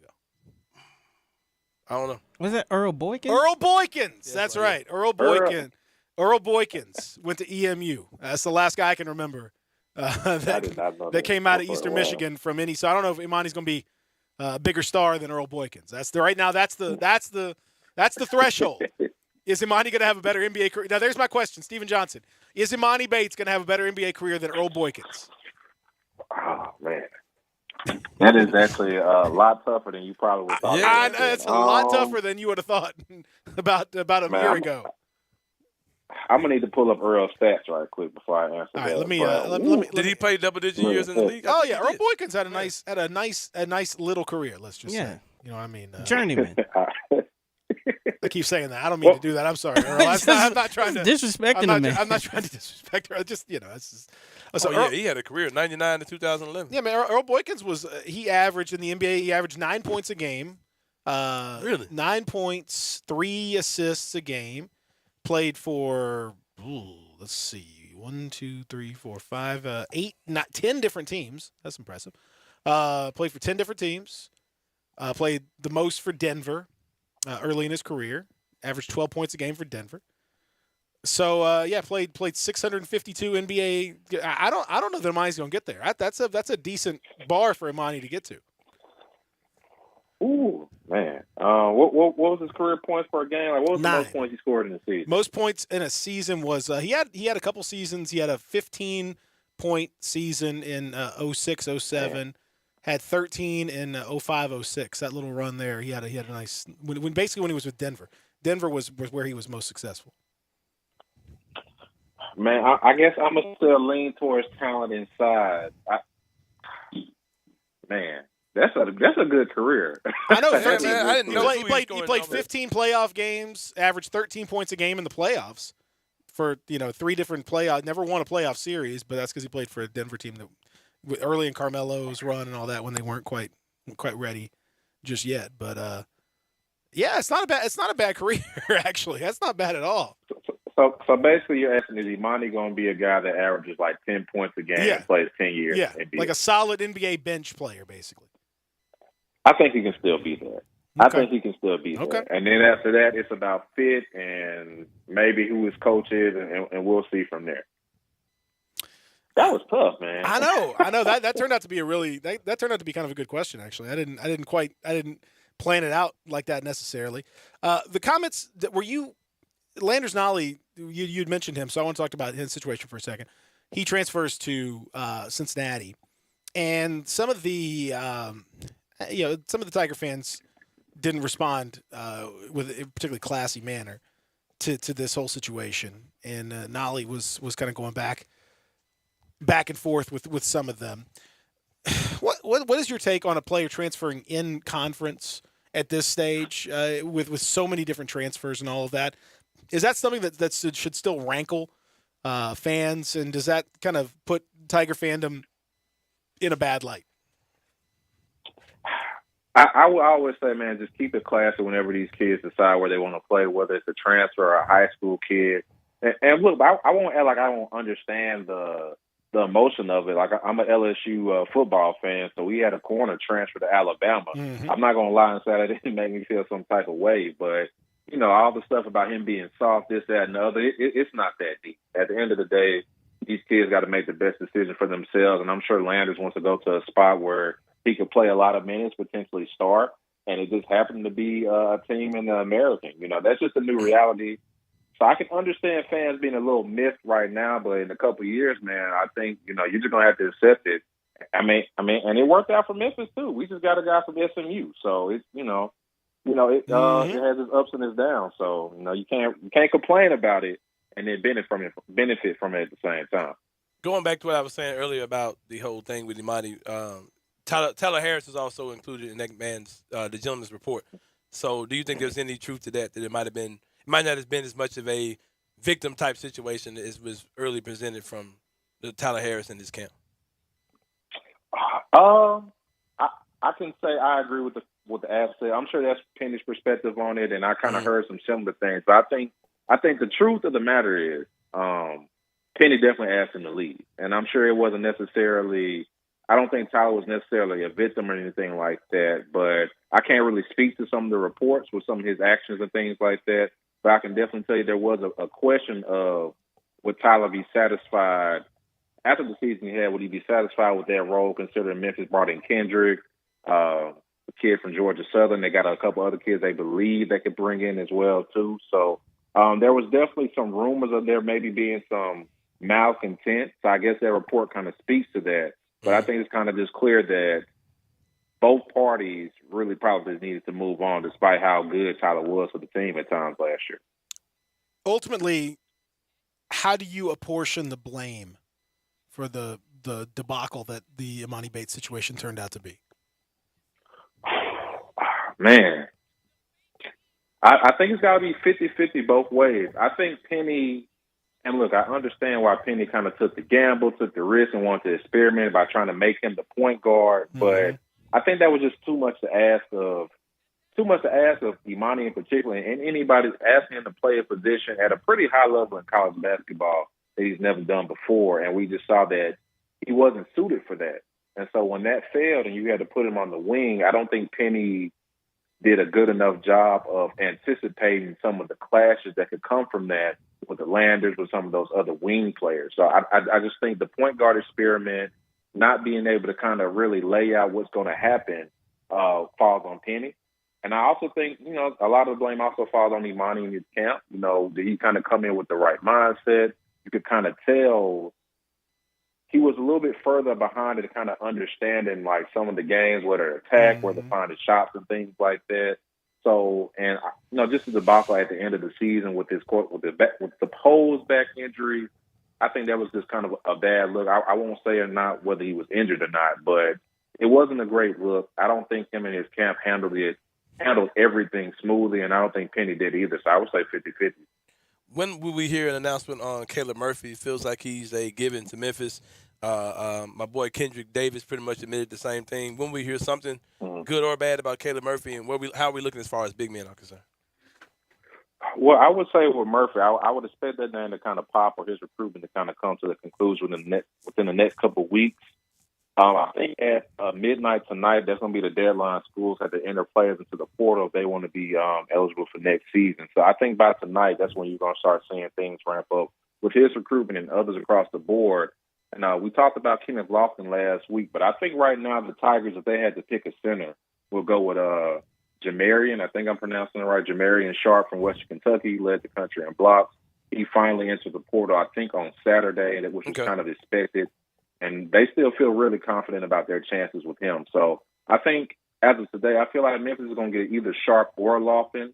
I think fit-wise, Lofton would just be a little bit better just because he's 7'5". He's the type of kid that could have a triple-double with blocks and rebounds in the game. And he would really kind of be the anchor to the Memphis defense, which would kind of be, I think, see themselves take a step forward now that they have a lot more experience. So I think they're going to get Sharp or Lofton with the big men. Let me ask you this. This is, you are obviously, you follow recruiting to the extent that you need to, but you're not like the recruiting guru or anything like that. So I'm not putting that on you. But overall, in kind of your analysis of the situation and the way the recruiting landscape looks right now, how is all this stuff about the portal and all of the transfers that we're seeing, where obviously Memphis is focused almost exclusively on the portal to replace all these players that have left to go into that same portal. How has this affected high school recruits? It seems like now you're almost kids coming out of high school, unless you are a stone cold absolute lock. It's going to be tougher and tougher for you to kind of get the same level of attention. And even a dude like Imani Bates, who was definitely a stone cold lock, clearly it didn't work out at all in his first. You're seeing guys now getting huge amounts of attention, top 5s, top 7s, NIL announcements, all this different stuff coming in for portal guys rather than recruits. How does this affect recruiting from what we've seen so far? Well, I think when they kind of approved the rule, I think everybody kind of thought that the main people that are going to be, I guess, impacted, I don't want to say hurt, we're going to be high school seniors, just because for a lot of these college coaches, I really want to kind of take, I guess you could say, a risk or a gamble trying to develop a 17, 18-year-old where I could kind of grab this guy out of the portal. He started some games. He's played. He's been through a college weight, strength, and development program. So I think that's kind of pushing some of those guys that aren't surefire top-line prospects down the boards for some colleges. Like, take a look at a guy like Amar Knox, who I think as of now previously committed to Memphis. I know he might have some other stuff going on, but he's like a top 100, 150 level kid. And as of today, I don't think he's committed anywhere right now. And I got to imagine there are a couple more kids just like him, because you're going to fill up on that portal And, you might feel more comfortable taking a guy that maybe came from a lower conference, but he started 20, 25 games than you would, say, a 2 or a 3-star recruit. So, I mean, it's going to be the new this future, kid, man. this kid from like, this kid that committed to Creighton, the kid from South Dakota State, who's like a 50% shooter from 3, just crazy stuff. Like, this dude is like the middle of everything. Like, as a high school recruit, he wasn't nothing. It's just it's such a different. It feels like in just a couple of years, the whole landscape has changed, and coaches like. It reminds me a little bit of like the NBA. You would rather go with if you're a coach, you ask any coach, like, yeah, they'll play some rookies, but they kind of play them sparingly. They'd rather play veteran guys, even if they're not quite as good potentially as the rookies. They'd rather go with the guys they know. Well, that's even more so now in college, Steven, because like it's not like you get to develop this guy over 3 or 4 years. More likely than not, you got the guy for 1 year. That's it. I could see why coaches now would just almost exclusively do what Penny's done and go to the portal. Yeah, absolutely. So, I mean, if you're Penny, like, hey, if I'm going to only have a star level player like a Kendrick Davis or whoever 5-star, I might as well go with Kendrick Davis in that situation because I know Kendrick can produce at this level. I know what he can do again in this league and against Power 5 competition. So if I'm only have a kid for 1 year, I might as well go with the guy that I know exactly what I'm going to get instead of maybe, betting on the upside of a 5-star, which will kind of maybe help with recruiting, but so will winning games and going on deep tournament runs, which I think will be a little bit easier with these veteran players. And we say help with recruiting, but like, what does that even mean anymore? Help with recruiting, exactly. Like there's lots of different ways you could look at that now. So I don't know. It's funny to me. It just seems like the college basketball landscape has changed a whole lot in a really short amount of time, and we're still kind of all figuring out, what the long-term effect is going to be. Yeah, it's a fascinating time in college sports. I know some people are a little bit afraid of the future, and I'm sure you guys saw some of the stuff, like accusations of tampering. This kid from Pitt might go to USC for money and things like that. I'm all for it, man. I think it's going to make college. You're going to start seeing teams and like they can change the whole complexion of their programs in one off season. I think it's going to make the sport more exciting as long as we stop pocket watching and not worrying about other stuff. Well, that's the deal. Good luck not pocket watching, but how that's going to be. But it is interesting that the behavior that has happened with coaches for years and years and years now. When it happens with players, it's you can't do that. This guy could just up and leave anytime. Like, what's that all about? Well, I mean, coaches have been up and leaving all the time without any consequence for a long time. That just is part of it. Did they not think that they said it's not supposed to be used for an inducement or for tampering, but what did they think was going to happen? Like come on now. I mean, like, and clearly they don't have a lot of interest even in enforcing that aspect of it either. Like, if they were really going to be, taking a long, hard look at this and being really harsh on that, then they would have made an example of some of these obvious cases. But I just don't think they have any interest in it right now. Yeah, and I also wonder how much can you really kind of police tampering? Because what can you really do if, say, like if I'm Caleb Williams, or matter of fact, if I'm I don't know, if I'm ALO here at Memphis and I just start calling Kendrick Davis on my own, I mean, is that tampering? Players do that all the time. Yeah, you know what I mean. So I don't even know if it was necessarily be worth it for him. And I think the sooner the NCAA just moves away from this whole amateur, like all shucks, they're just playing for education, and we just be real about it. I think people are going to be a lot more comfortable, and we can kind of get past everybody feeling a little uneasy because he's leaving this school to go to another school because they're probably going to make more money. That's it. Hey, and that's cool. Welcome to capitalism. Exactly right. People have been doing that in many jobs for a long, long time. All right, Steven. I'll be looking forward to your sneaky Grizzlies coverage that's coming our way here in the next little bit. All right, man. All right. Ty Grizzlies. That's right, Ty Grizzlies. Sounds like a rapper. Let's get you on the Jaren Jackson Senior beat. Where's Jaren Jackson Senior? Yeah, man. Hey, that's how you get in, man. Just make that your own and just run with it. I guarantee you, though. Make you special reporter for the Memphis Grizzlies. T. Morant and Del Curry and all that, but no, where's Jaren Jackson Senior? Come on. Where's Steven Adams then? Hey, where's Steven Adams Senior? Where's All right, man. bro, We appreciate it. He's our pal. All right. Our good friend, Steven Johnson, joining us from the Daily Memphis. We'll continue. We'll talk some of the adjustments, some of the things we want to see from Game 2 as we continue here. Real Sports Talk, Sports 56 and 98.5. Start your day with Sports 56 Mornings with Greg Gaston and Eli Savoy. Weekday mornings from 7 to 10, right here on Sports 56 and 98.5 FM. Tactical Guns and Gear is having a huge spring cleaning sale. $250 off all B&T subguns, APC 9s, GHM 9s, and TP 9s, or any primary weapon systems AR or AR pistol like the MK116 Mod 2 rifle. They also have the MK111 Mod 1 pistols at $250 off. Home Defense, Stoeger, M3000 semi-auto shotguns, and P3000 pump shotguns in the sale. All the ammo you want. It's spring sale time at Tactical Guns and Gear in Collierville, the one-stop shop for all tactical guns and suppressors. Regions Bank presents Live at the Garden 2022 at the beautiful Memphis Botanic Garden. This year's lineup includes Steely Dan June 11th, Darius Rucker July 15th, Lady A August 20th, the Doobie Brothers and Michael McDonald September 3rd, and Chicago October 20th. Season lawn and all individual concert tickets are on sale now at Ticketmaster.com. For more information, go to RadiansAmp.com. Also presented by Duncan Williams Investment Bankers, AutoZone, Gossett Motors, True Green, The Lilly Company, Pro Show, and Mahaffey Events.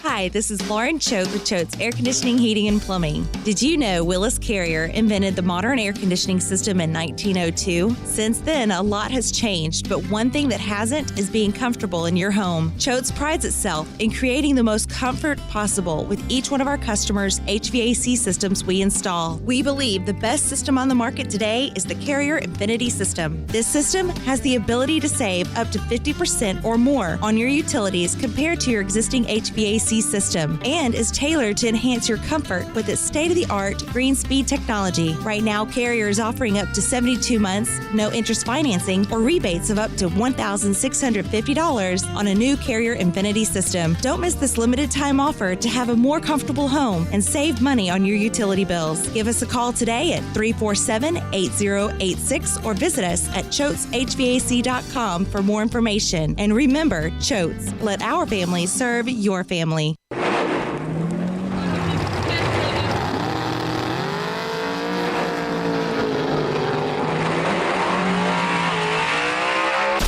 Swerving, speeding, and reckless driving can leave you in your own dust.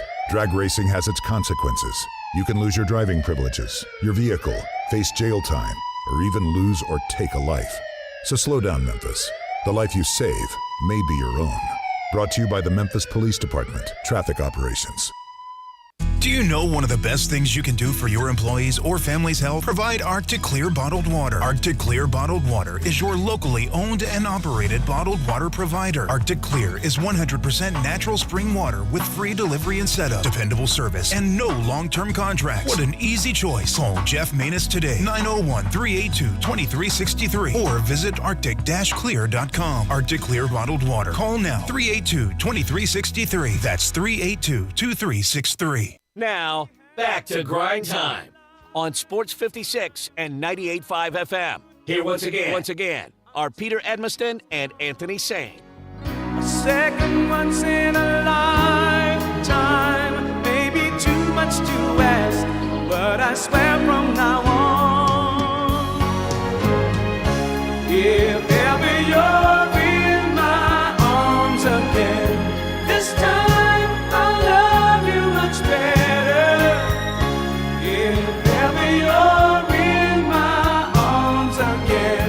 This time I'll hold you forever.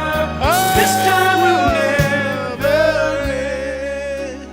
Come on now. Y'all don't understand. Jeffrey Osborne, ladies and gentlemen. Come on now. I'm seeing clearly. Peter, you acknowledged some blasphemy that ESPN put on the screen. I did. They were talking about Michael Jordan. All-time career, career playoff points per game leaders. Who are the two leaders? They're tied at the same point total. You know who they are? Yeah. 33.6 points per game for their career in the postseason. Was it LeBron? Nope. Michael Jordan and Kobe? Luka Doncic. That's who. Yeah. Huh? It took a while for Jordan to get over the hump before he started, being actually like a contender, like winning championships. So I don't Just see like the Luka. same path. Just like Luka. If you think the same path as with Luka. Now you're right. You're right. Just like Luka. That's what a lot of people have said. A lot of people have said that Luka is the Michael Jordan. He needs to Scottie Pippen. Slovenia, and I think that's what it's all about. Yeah, give him Scottie Pippen, man. I mean, Luka's played phenomenal. I don't know what else. What? Oh, speaking of Michael Jordan, Scottie Pippen, as we continue to preview Game 2 tonight, I like Jordan Poole. I like his game, but I've seen B.J. Armstrong before, and they're trying to make him like he's I don't know.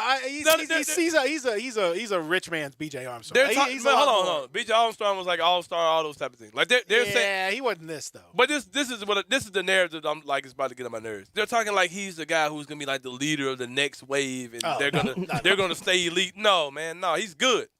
But nah, like I said, I've seen B.J. Armstrong. Like he's the third Splash Brothers. Pause. He's great. He's good now because he lit us up Game 1. But I think Golden State falls off the map tremendously when Steph, Clay, and Draymond call it quits. They're acting like you got Poole and Kuminga. But saying, did you not see Steph Curry and Klay Thompson welcome him in and mentor him? And he'll be B.J. Armstrong. Like B.J. Armstrong. No, stop. No, He led Charlotte. No. Charlotte was a playoff team with B.J. Armstrong. No. Like he's an all-star. Like I'm not gonna act like B.J. You're not gonna act like B.J. Armstrong is. B.J. Armstrong, I just looked it up, has never scored more than 23 points in any playoff game. Jordan Poole's already like done that lots of times. That's Jordan Poole's just he was playing the NBA in games where the score was 89 to 85. Jordan was scoring 30 of them. It doesn't matter. With the Hornets, he had less than that. He never scored more than 14 points in a playoff game with the Hornets. I'm not trying to hear that. Hey, you're not going to denigrate. Like I said, I've seen B.J. Armstrong before. No, and then you know he's not B.J. Armstrong, like I just said. That's foolishness. You're not fooling me, Find a different like okay guard to go with as Let me think. You've seen I don't know, like Mitch Richmond before. Like you could say something like that. I mean, I don't know. No, ain't no way in the crap I'm going to give Jordan Poole Mitch Richmond. Come on. Listen, Jordan Poole is a much better player than it is kind of a decent comp though. But Mitch Richmond was that dude though, bro. Hey, Jordan Poole. You think Jordan Poole, if he was playing for the Kings, TMC. wouldn't be like? I mean, run TMC when they had. Yeah. But that's not act like. You're not like super planning your game playing around Clay and Steph and Jordan Poole. Well, I mean, obviously, but I mean, like you could say the same thing about Desmond Bane. Like Desmond Bane gets a huge amount of space from the fact that Ja's doing Ja stuff. Ain't nobody Jaren playing doing the Jaren offense stuff. around no other two dudes but Ja and Bane. Bane is the other dude. No. Jaren's got. I mean, especially now, Jaren is part of people's game plans. Plus, you got another. You ain't fooling me, Jordan Poole. That's all I'm gonna say.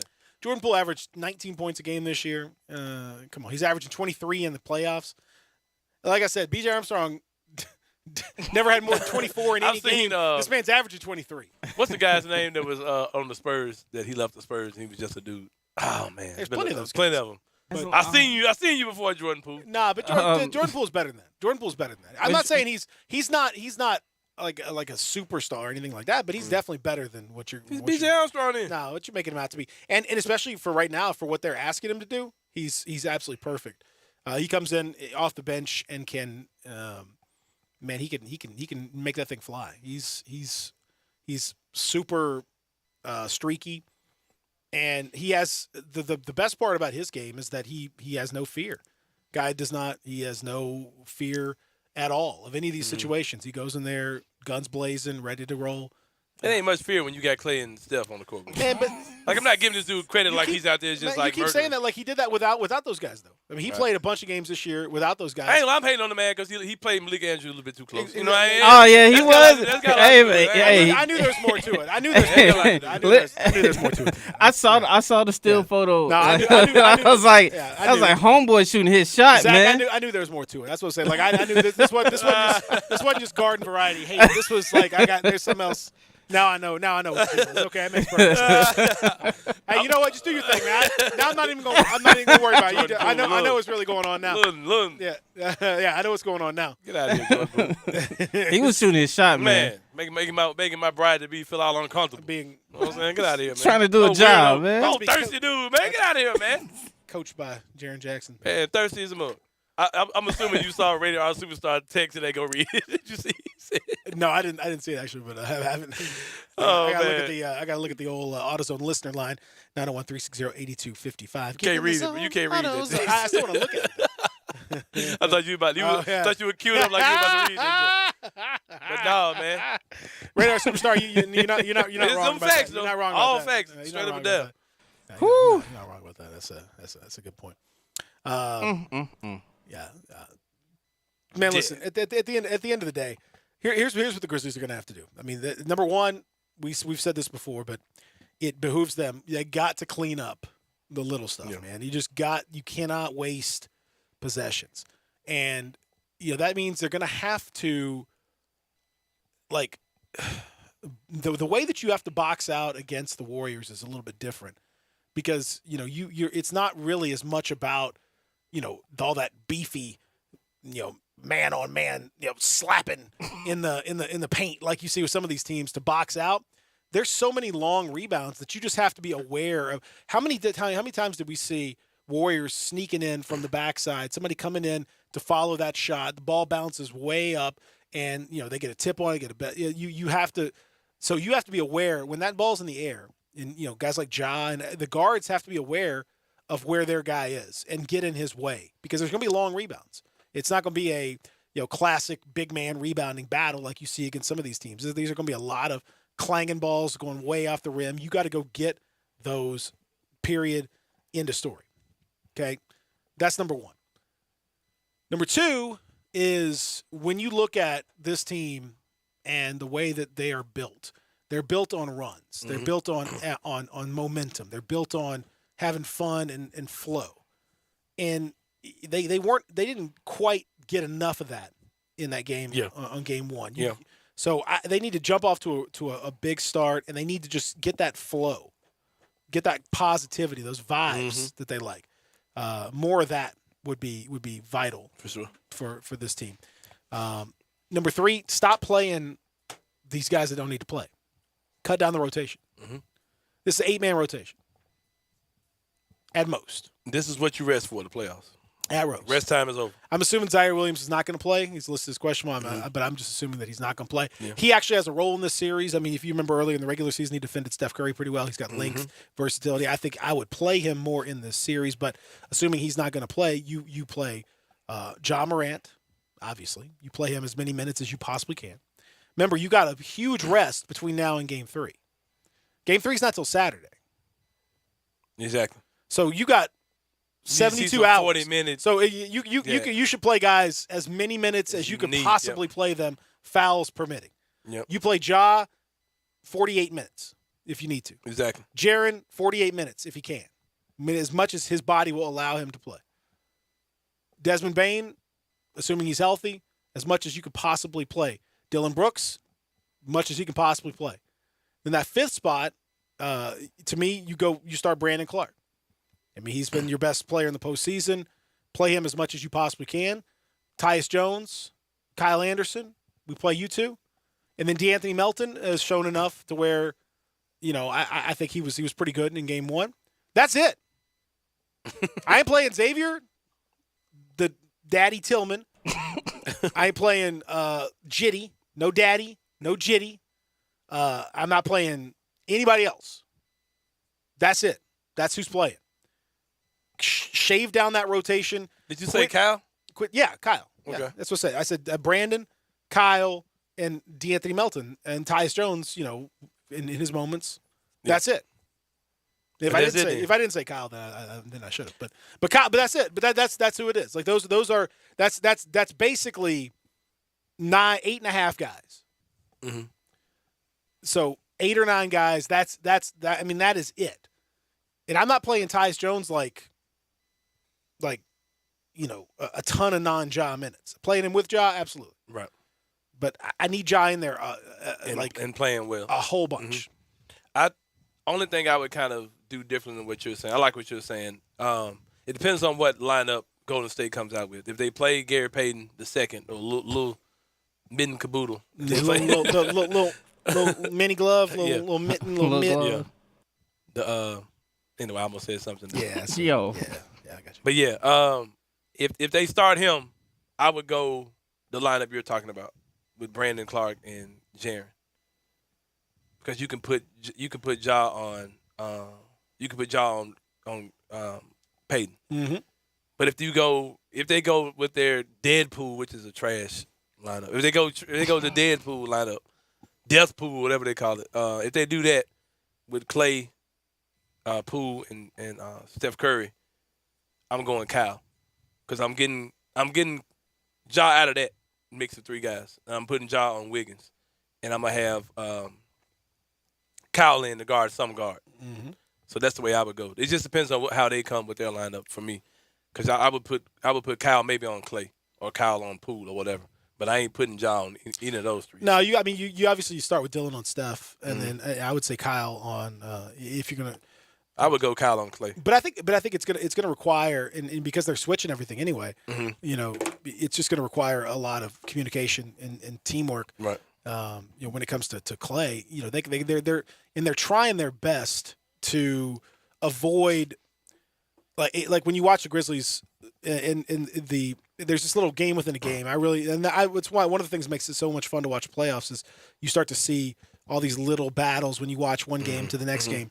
And one of the things to watch for with the Warriors is whenever they see Ja out there, they are actively trying to put Ja into that screening action. So whoever's if Ja's guarding, Wiggins, let's say, like you're talking about Ja taking Wiggins, or if Ja's guarding, Gary Payton or Jordan Poole or whoever it is, whoever that guard is, they are going to put that guard in the screening action. And they're going to have that guard screen in a small screen instead of a big man, setting a pick and roll. They're having a small set that pick and roll with the idea that they're going to force the Grizzlies to switch. The Grizzlies are switching all the small action except for Ja.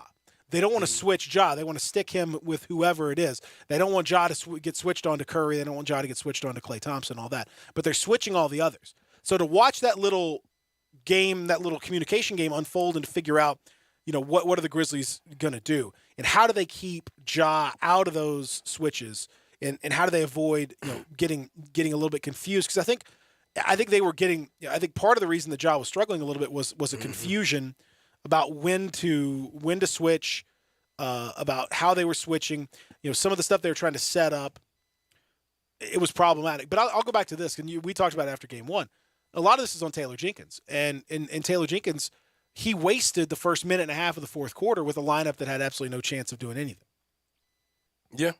That lineup was let me remember. So it was Dylan Brooks, John Conchar, Melton, Kyle Anderson, and possibly Tillman, maybe. It was a lineup that had absolutely no chance. And the first play they ran was they were trying to get some screening action to get Dylan Brooks an isolation look in the paint. And Klay Thompson sniffed it out pretty easily and snuffed it. It was a bad shot and all that. Like, why are you doing that? You cannot waste possessions with some Fruity Magooty lineup to try to get it. Just quit it. Quit it. Just quit it. Quit playing with the game. Quit being goofy. Play like lineups that have a chance to work. As long as Jaren is not in foul trouble, and we pray to God that he won't be. Mm-hmm. And as long as Ja's out there, one of those guys needs to be out there all the time. Especially the way Jaren was playing. Yep, we don't need no rest. Go play together. We don't need no towel waving. We don't need no jumping up and down. You should never have a lineup without Ja, Jaren, and certainly not Desmond Bane. All three of them on the bench. Like, what? Huh? What are you doing? You playing against? Like, what are you doing? One of the best teams. Why are you being goofy? Like, why? It's just your man. You just can't. You can't waste. And that's the thing. Like, in the regular season, you know what? At the end of the day, you get away with some possessions, like, just really weird possessions, stuff like that. You get away with it. Mm-hmm.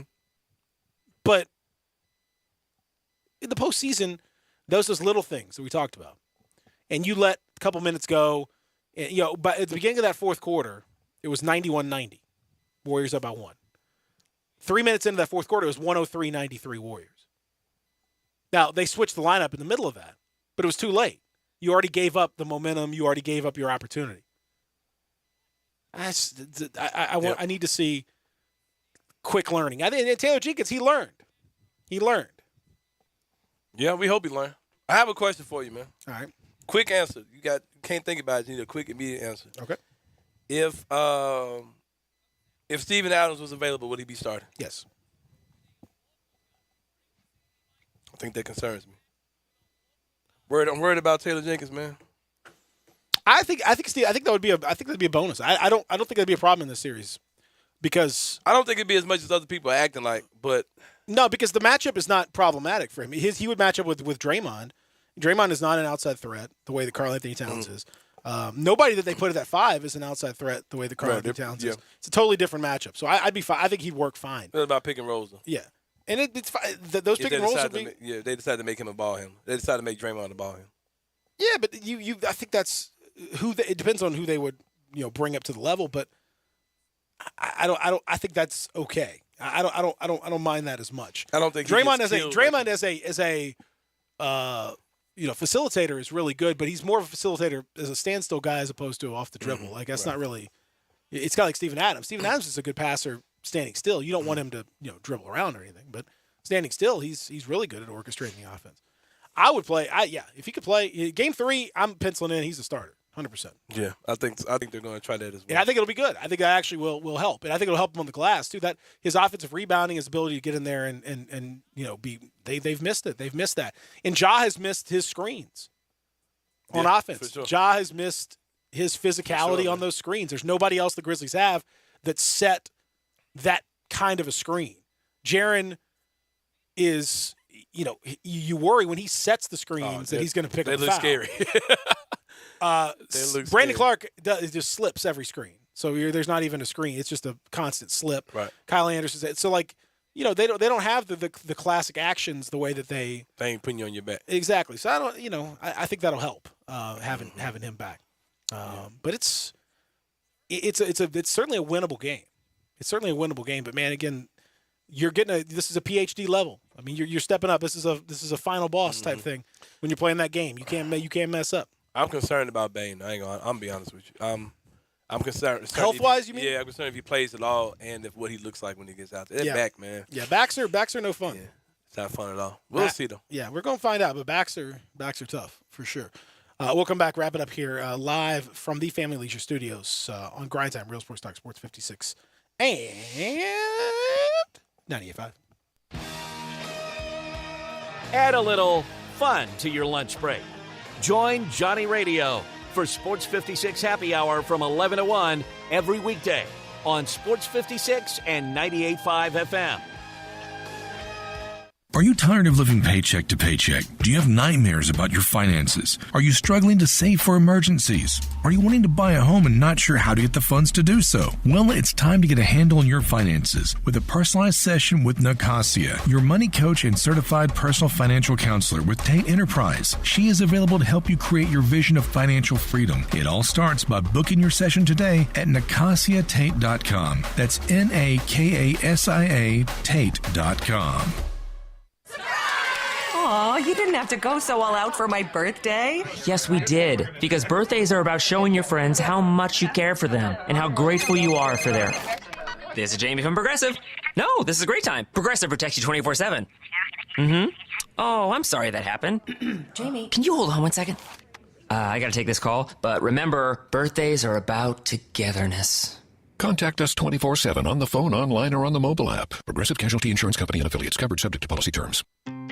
If you want to make money in sales, Flynn Broadcasting wants you. If you can sell, Flynn Broadcasting has a great career waiting for you. If you can sell, we have great benefits, salary, commissions, sales leads, and a great place to work. Can everyone sell? No. But if you can, Flynn Broadcasting wants you. Apply today at jobs@flinn.com. Start your career today at jobs@flynn.com. Flynn Broadcasting wants you.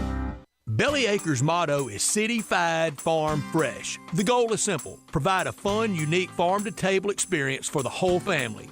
2 great locations, Regalia at 6130 Poplar and in Overton Square at 2102 Trimble Place. Overton Square hours Sunday through Thursday, 11A to 9P. Friday and Saturday, 11A to 10P. Regalia, Sunday through Thursday, 10:30 a.m. to 9 p.m. and Friday and Saturday, 10:30 a.m. to 11 p.m. Signature burgers are made from 100% grass-fed beef. Sandwiches, salads, and the best milkshakes anywhere. The burgers, so good, like the Dare Ya or the Double Dare Ya, and the melt in your mouth. And you have to try the Voodoo Moo Moo. It is the quality brand the Belly Acres team has developed using grass-fed beef with creative homemade toppings in a fun farm setting right here in the city. The goal at Belly Acres, to become even more sustainable as they grow. In Overton Square and in Regalia, the very best quality available in Memphis, burger shakes and smiles at Belly Acres.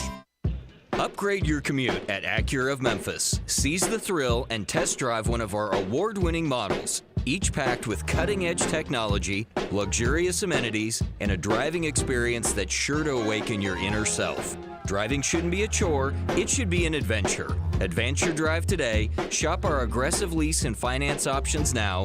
Luxury is waiting at Acura of Memphis, or shop online 24/7. Visit AcuraofMemphis.com. Now, back to Grind Time on Sports 56 and 98.5 FM. Here once again, are Peter Edmiston and Anthony Sane. More precious than silver, more precious than diamond rings or anything that I could give. Yes, sir. It wouldn't be a thing if you didn't take my dad. Where's my daddy?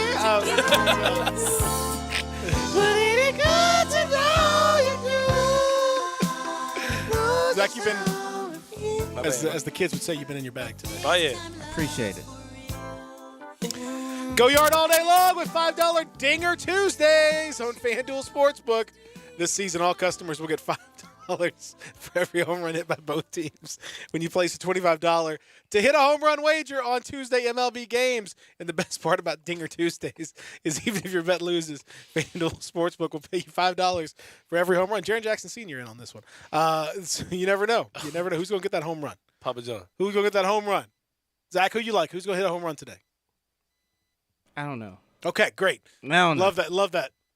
Who you got? Anthony Sane. Who's going to hit a home run today? Somebody on the Cardinals. Ooh, somebody on the car. Okay, all right.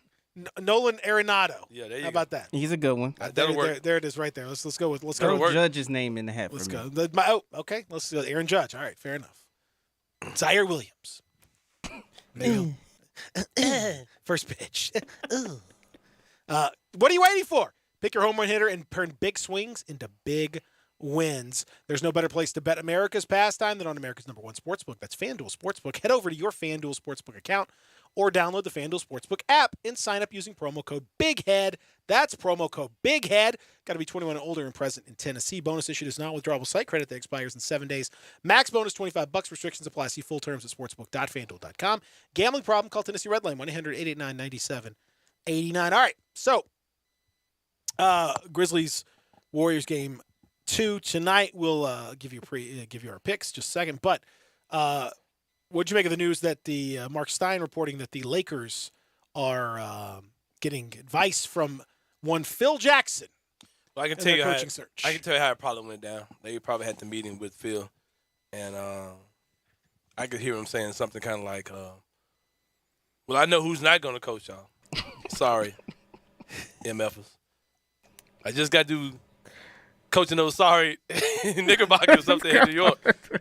So I can tell you who's not going to be coaching y'all, but Man, I can't help it. What in God's name does Phil Jackson have to offer at this point? Why do the Lakers only talk to Laker people? Hey, I don't know. As if the organization lately has been anything other than a disaster. You know, you don't have a time machine. You can't go back to the glory days. It's been a long time since this team had the glory days. The winning times. They got Kurt Rambis calling shots. See what he's doing. And his wife talking to Jeannie Buss about different things. It's well, Peter. I've been watching Winning Time. Like I said, I know that. This is kind of how they do things.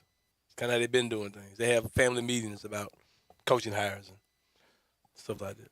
Which family? Is he going to hire the buses? Like, I mean, who are we looking at? Like, are we looking at Tex Winter? Is he going to be the guys? Bill Cartwright? Smush Parker. What are we going to get here? It's just absurd that we're talking about to this point. So, all right. The other bit of coaching news is apparently, according to the Kings, folks, sources close to the Kings, and Sam Amick and others, because this whole Kings process has been stupid. And while Joe Dumars was in a leadership position with the team, and in the midst of his coaching search, he decided to leave and take a job with the league because he apparently didn't like the way things were going. So that's kind of tells you. I'm out of here, man. That tells you where things are right now. And so the second round of talks, apparently the clubhouse leader is Mark Jackson. That's incredible. That is I would incredible. love to see Mark Jackson get back in the league. I just think his style of coaching is kind of outdated. I would love to see Mark Jackson get in the league so that he doesn't have to talk on. And it's so trash that they put him on Warriors games. Like, why put this man in that cringe situation? It's so trash they put him on any games. Why put him in that situation? Why put us in that situation? I think all these dudes are terrible. Man. I can't name anybody. Now, he is uniquely terrible. Like I don't like any of these dudes on TV. I don't either, but he's really, really awful. With all due respect.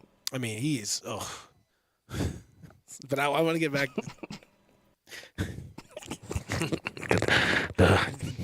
There's John Mama. Moran. There go that man again. John Moran. Bigger than a name. Jaron Jackson Sr. Choosing the loop. Still hadn't seen you. That's the hat. Jaron Sr., I haven't seen you. Oh, there it is. There he is. Desmond Bain, the bane of your existence. An existence fraught with excitement here on ABC. Gay, what?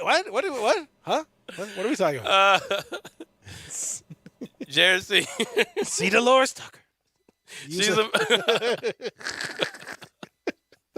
Stop on a dime, keep the change. Yeah. He stop on a dime and give you 9 cents of change, if you know what I'm saying. I look at John Moran's hair. Is every brother with dreads for the cause? Is every brother with goals for the fall? No. So don't get so caught up in appearances. It's Outcast Equipment, another black experience. Better recognize and see where I'm coming from. It's still East Side. Why? That's why. It's a crazy mixed up world. It's a doggy dog world. We'll be back here on ABC. Like, what? What? What do you say? Hey, man, Grizz in 7, man. We winning tonight. Man, these boys looking bad. Yeah. Josh Minot has been invited to the NBA Combine. Man. Hey. I keep telling you, man. I'm telling you, man. He's gonna sneak in there. I'm telling you. Future Memphis Grizzlies, get your Pick jerseys 29, baby. Pick 29. What's the score tonight? We win by 5 to 6 points. Grizzlies by 5 to 6. I agree. I think the Grizzlies win by 20. Ooh. 128 to 108. I can see that. I ain't gonna lie, bro. I think Memphis might run these folks tonight. I'm feeling it. I'm feeling Let's it get tonight. it. We're gonna Let's get it. Well, we'll talk to you in the morning. In the afternoon. Y'all be good.